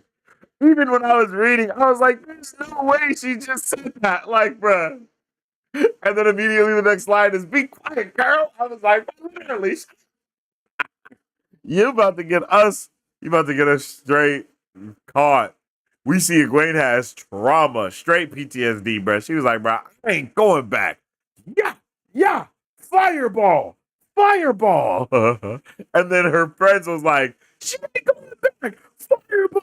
Fireball. Like, bro, that was hilarious. Remember that Dragon Mount is weird. It's one single mountain and miles of grassy plains. Yeah, that's super wild. First, we're getting Perrin and Dreams. Now we're getting Egwene and Dreams. I'm starting to think Marisu might have been being sarcastic earlier. I don't remember what she said. I'll cab. I don't know what in the hell that is.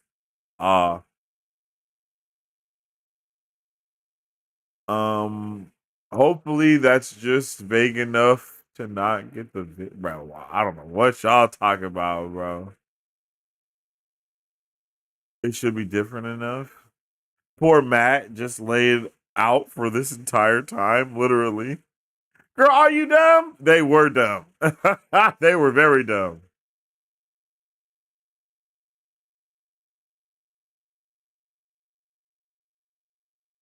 I'm reminded of the meme, knowledge is half the battle, the other half is extreme violence. Yeah, I remember Bornhold. Bornholio. Intelligence and wisdom are relative. The girls are novices and Varen is the master. Yeah, that's very true. Because they just could not get that shit together. Get that shit together so we can. Like, bruh. Again, I could not believe it. Literally, I couldn't believe it. I was like, well, oh no, no way. Like, yeah, absolutely insane.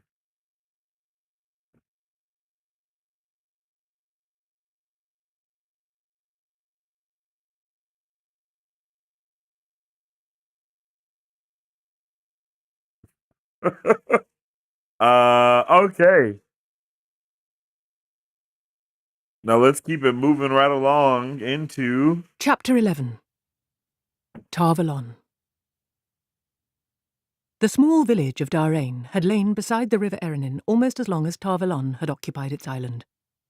Darain's small red and brown brick houses and shops, its stone-paved streets, gave a feel of permanence, but the village had been burned in the Trolloc Wars, sacked when Arthur Hawkwing's armies besieged Tarvalon, looted more than once during the War of the 100 Years, and put to the torch again in the Aiel War not quite 20 years before. An unquiet history for a little village, but Darain's place at the foot of one of the bridges leading out to Tarvalon ensured it would always be rebuilt, however many times it was destroyed. So long as Tarvalon stood, at least. At first it seemed to Egwene that Darain was expecting war again. A square of pikemen marched along the streets, ranks and files bristling like a carding comb, followed by bowmen in flat-rimmed helmets, with filled quivers riding at their hips and bows slanted across their chests. A squadron of armoured horsemen, faces hidden behind the steel bars of their helmets, gave way to Verin and her party at a wave of their officer's gauntleted hand. All wore the white flame of Tarvalon like a snowy teardrop on their breasts. yeah, I believe this is our Yet first map of the townspeople vagina. went about their business with apparent unconcern. The market throng dividing around the soldiers as if marching men were obstructions they were long used to. A few men and women carrying trays of fruit kept pace with the soldiers, trying to interest them in wrinkled apples and pears pulled from winter cellars, but aside from those few, shopkeepers and hawkers alike paid the soldiers no mind. Verin seemingly ignored them too, as she led Egwene and the others through the village to the great bridge, arching over 1/2 mile or more of water, like lace woven from stone. At the foot of the bridge, more soldiers stood guard, a dozen pikemen and half that many archers, checking everyone who wanted to cross. Their officer, a balding man with his helmet hanging on his sword hilt, looked harassed by the waiting line of people, afoot and on horseback, people with carts drawn by oxen or horses or the owner. The line was only 100 paces long, but every time one was let onto the bridge, another joined the far end. Just the same, the balding man seemed to be taking his time about making sure each one had a right to enter Tarvalon before he let them go. Bruh. Crazy. Crazy. And as we get into the city, guess what? These girls still ain't shutting the hell up, which is kind of wild.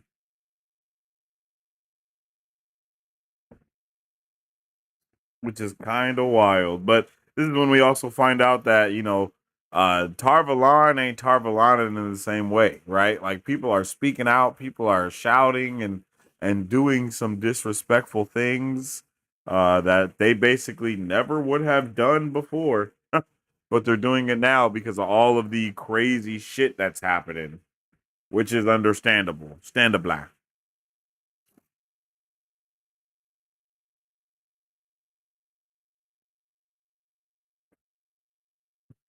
I love later when Varen is like, "You're tricked." Frightened away the white cloaks, but inside the tower they may bring you death or stealing.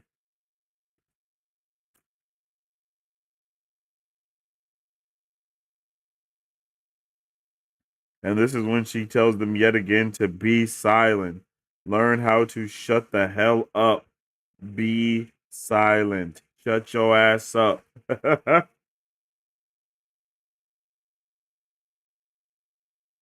Remember, be silent. Like, she just has to keep saying it.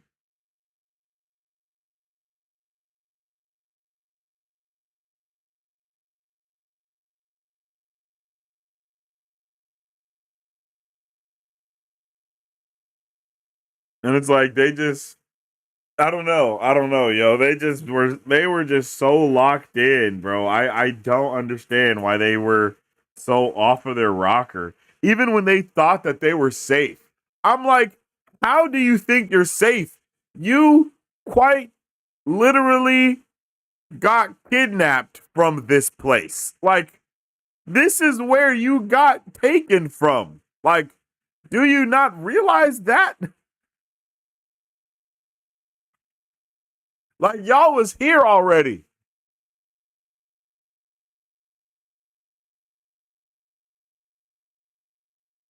And then got straight finessed, bamboozled, and lagoozled.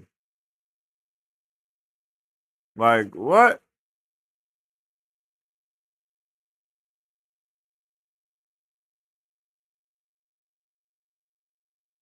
And it had me weak that they had to fight tooth and nail just to shut the hell up. That was funny as fuck. Like, I could not believe it. Like, they were like,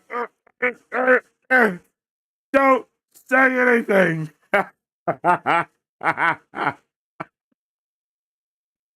Oh, man. I loved it. But then they get basically ultra grounded to their rooms. And yeah, that's kind of how we end that chapter with them being grounded and some of the other Aes Sedai in training having to watch over them. Thank God Matt is unconscious. Imagine what he'd be saying, bro. He'd be so obnoxious. Holy. And yeah, this is our first map of the vagina.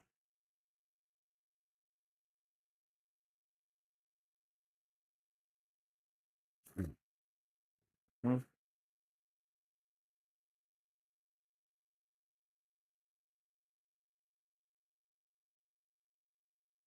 Hmm.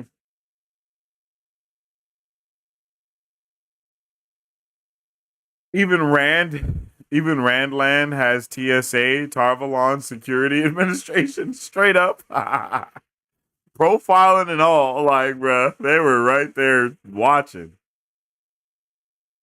Crazy.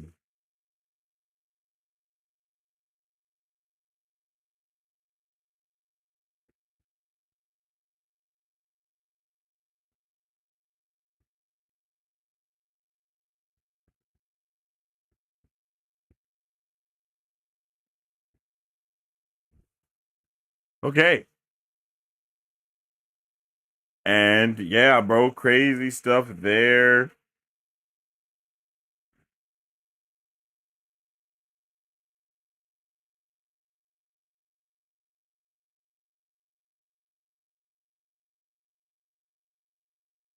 And it's hilarious how she's like, yo, if you hear them say anything, beat them. All right, bro, let's move on. Let's move on to our final chapter, chat. One of the shorter ones again tonight, just ending it on a pretty solid banger here, too, to just kind of end it with the next, going into the next half. Chapter or the 12. next, The next Amelin Seat. section. Oops, I was yapping. Chapter Hold on, let's 12. skip that again. The Amelin Seat. Chapter 12. The Amelin Seat. Suan Sanche paced the length of her study, pausing now and again to glance with a blue-eyed gaze that had made rulers stammer at a carved nightwood box on a long table centered in the room. She hoped she would not have to use any of the carefully drawn documents within it. They had been prepared and sealed in secret by her own hand to cover a dozen possible eventualities. She had laid a warding on the box so that if any hand but hers opened it, the contents would flash to ash in an instant. Very likely the box itself would burst into flame. And burn the thieving fisher-bird, whoever she might be, so she never forgets it, I hope, she muttered. For the 100th time since being told that Verin had returned, she readjusted her stole on her shoulders without realizing what she was doing. It hung below her waist, broad and striped with the colours of the 7 Ajahs. The Amelin Seat was of all Ajahs and of none, no matter from which she had been raised. The room was ornate, for it had belonged to generations of women who had worn the stole. The tall fireplace and broad cold hearth were all carved golden marble from Kandor, and the diamond-shaped floor tiles polished redstone from the Mountains of Mist. The walls were panels of some pale striped wood, hard as iron and carved in fantastic beasts and birds of unbelievable plumage, panels brought from the lands beyond the Aiel Waste by the sea folk before Arthur Hawkwing was born. Tall, arched windows, open now to let in the new green smells, let onto a balcony overlooking her small private garden, where she seldom had time to walk. All that grandeur was in stark contrast to the furnishings Suan Sanche had brought to the room. The one table and the stout chair behind it were plain, if well polished with age and beeswax, as was the only other chair in the room. That stood off to one side, close enough to be drawn up if she wished a visitor to sit. A small Tyran rug lay in front of the table, woven in simple patterns of blue and brown and gold. A single drawing, tiny fishing boats among reeds hung above the fireplace. Half a dozen stands held open books about the floor. That was all. Even the lamps would not have been out of place in a farmer's house. Suan Sanche had been born poor in Tyr, and had worked on her father's fishing boat, one just like the boats in the drawing, in the delta called the Fingers of the Dragon, before she ever dreamed of coming to Tarvalon. Even the nearly 10 years since she had been raised to the seat had not made her comfortable with too much luxury. Her bedchamber was more simple still. 10 years with the Stole, she thought. Nearly 20 since I decided to sail these dangerous waters. And if I slip now, I'll wish I were back hauling nets. She spun at a sound. Another Aes Sedai had slipped into the room, a copper-skinned woman with dark hair cut short. She caught herself in time to keep her voice steady and say only what was expected. A dozen different versions of what it was, but in both cases the result was exactly the same. The false dragon's horse reared up and threw him. He was and rumoured to use childhood tricks of eavesdropping. Verin's eyebrows lifted in surprise, and the Amelin added, "Much has changed since you left. Speak." Most importantly, then, Rand al'Thor has proclaimed himself the Dragon Reborn. Suan felt a tightness loosen in her chest. "I hoped it was he," she said softly. "I have had reports from women who could only tell what they had heard, and rumours by the score come with every trader's boat and merchant's wagon, but I could not be sure." She took a deep breath. "Yet I think I can name the day it happened. Did you know the 2 false dragons no longer trouble the world?" "I had not heard, Mother. That is good news." "Yes, Mazrim Taim is in the hands of our sisters in Saldaia, and the poor fellow in Haddon Merk, the light have pity on his soul, was taken by the tyrants and executed on the spot. No one even seems to know what his name was. Both were taken on the same day and, according to rumour, under the same circumstances. They were in battle and winning when suddenly a great light flashed in the sky and a vision appeared, just for an instant. There are a dozen different versions of what it was, but in both cases the result was exactly the same. The false dragon's horse reared up and threw him. He was knocked unconscious, and his followers cried out that he was dead and fled the field. And he was taken. Some of my reports speak of visions in the sky at Farm. I'll wager a gold mark to a week-old delta perch. That was the instant Rand al'Thor proclaimed himself. "The true dragon has been reborn," Verin said, almost to herself. "And so the pattern has no room for false dragons anymore.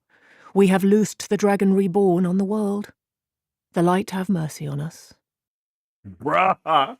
Oh my goodness, they're cooking so freaking much.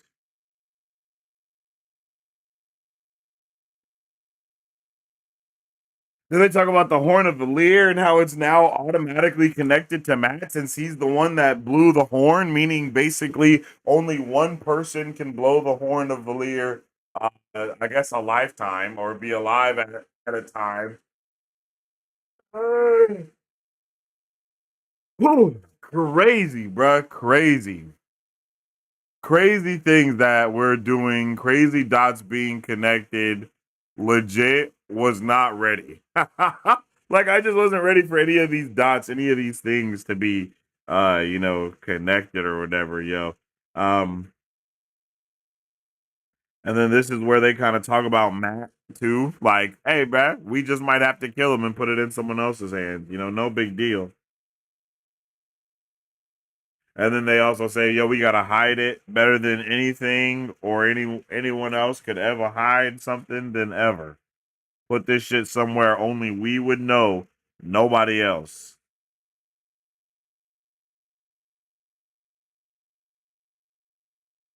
Oh, and then we find out that they didn't even know that the Shanchan use the freaking one power in the battle. Like the Emerald Sea didn't even know that, which I think is kind of crazy. I mean, she knows now, but it's just wild. She had no idea before.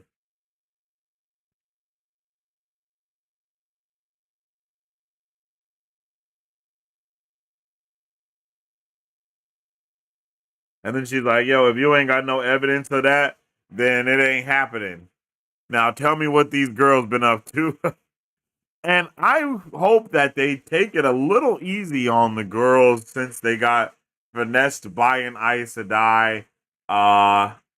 Egwene was taken as a power slave, and then the other girls had to save her, and then they were almost taken as slaves as well. I think all of that should be something that is taken into account before a complete decision is made as to what to do with them, because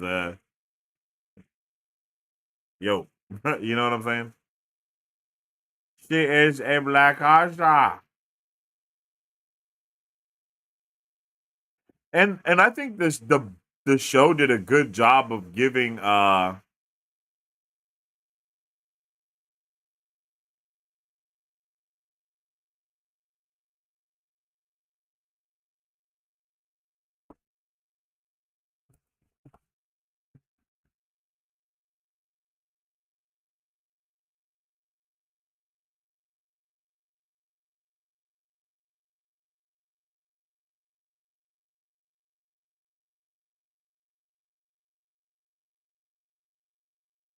Leandrin a better like story here,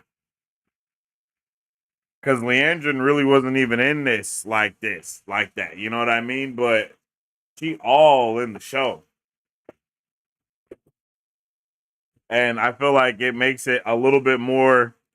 I don't. I guess the word is believable when they all follow Leandrin, because they're like, yeah, like we know that Leandrin has been uh like we know Leandrin has been like really on the heels of Nynaeve and all of these other things, so it makes it a little bit more believable when they kind of lock in, and but or whatever the case may be in the show. And here it was kind of like, girl, why is y'all following her? Don't trust Leandrin.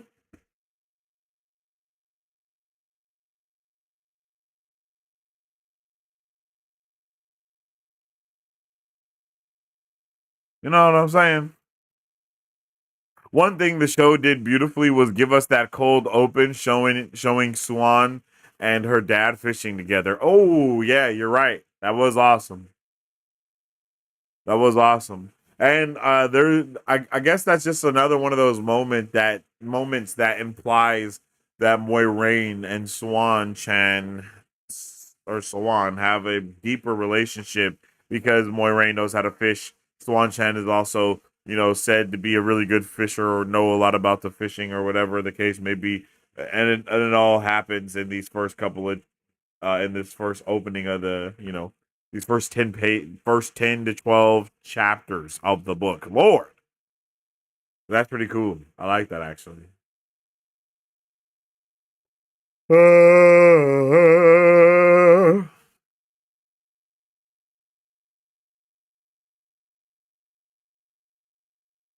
There is no therapy, Aja, unfortunately. Yeah.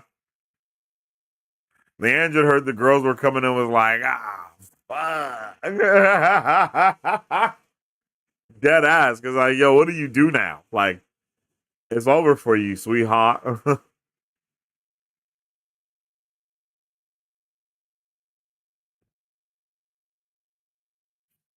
over for you, sweetheart. What is that?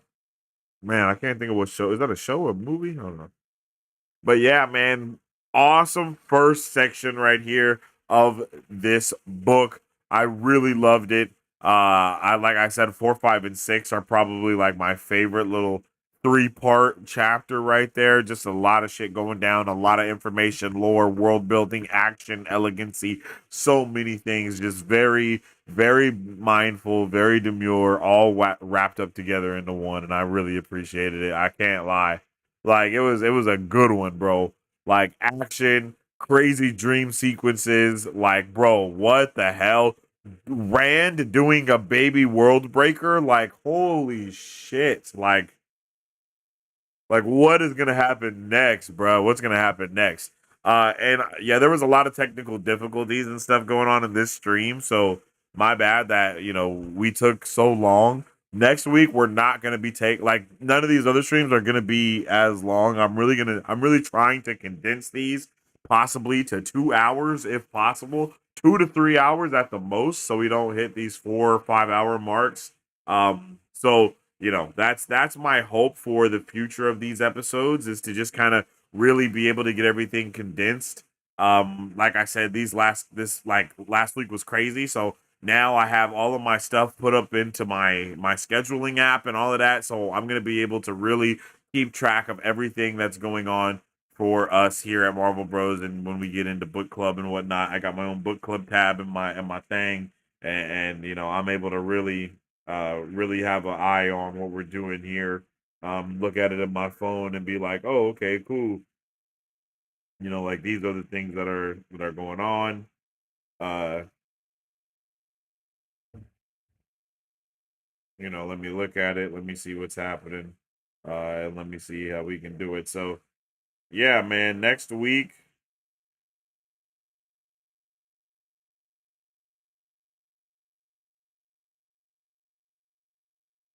Okay, yeah. So next week we're gonna be doing chapters 13 through 25. 120. Yeah, yeah. So I'm excited for that. I I know that next week is also Spider-Man freshman year being released, and that is also going to be releasing on the Wheelie Wednesdays. So if that is at if that has a 6 o'clock release, then we will end up for sure holding book club to 2 hours. So we'll see it, but we'll see that cracking on and off or whatnot. So I'm excited. I'm excited to get into it. I hope you guys are too. Uh Definitely let me know how we're feeling. Definitely know how we're feeling about these chapters. Are you guys ready to continue on with book club and get it slipping and flopping? I'm not gonna lie. I think that we might uh you know we might go back to just doing the vertical content stuff probably, but I'm gonna look at everything. I'm gonna look at numbers and shit like that after the stream and see how everything was going. But I'm pretty sure we're probably just gonna go back to just doing the vertical stream away, man. But I'm not sure though. We'll see. We'll see what's prickling, ploppling, and clappling. So it's been a good day, man. It's been definitely a good day. It's been a long day. You guys have been awesome. I love this book club stuff. Again, marvelous reading is gonna be cracking. I have to buy a new hard drive so I can start downloading and editing everything, and that's one of the reasons why I haven't been able to do shit is because my PC is so full that I can't do literally anything. You know what I mean? Like literally anything. I can't do anything about it. So I gotta try to get all that shit together. And I'm excited. I am really excited to move on and get everything moving for the next portion of book club and Marvel Bros as well. So um yeah, get ready, lock in. I'm locked in. Y'all have been amazing today. We're going to be doing all these awesome watch parties and everything else going on into the future. I'm really looking into how I can get some of this book club stuff out as either Patreon stuff or whatever the case may be, just so everything can be locked in. So yeah, I'm not sure yet, but so I'll see.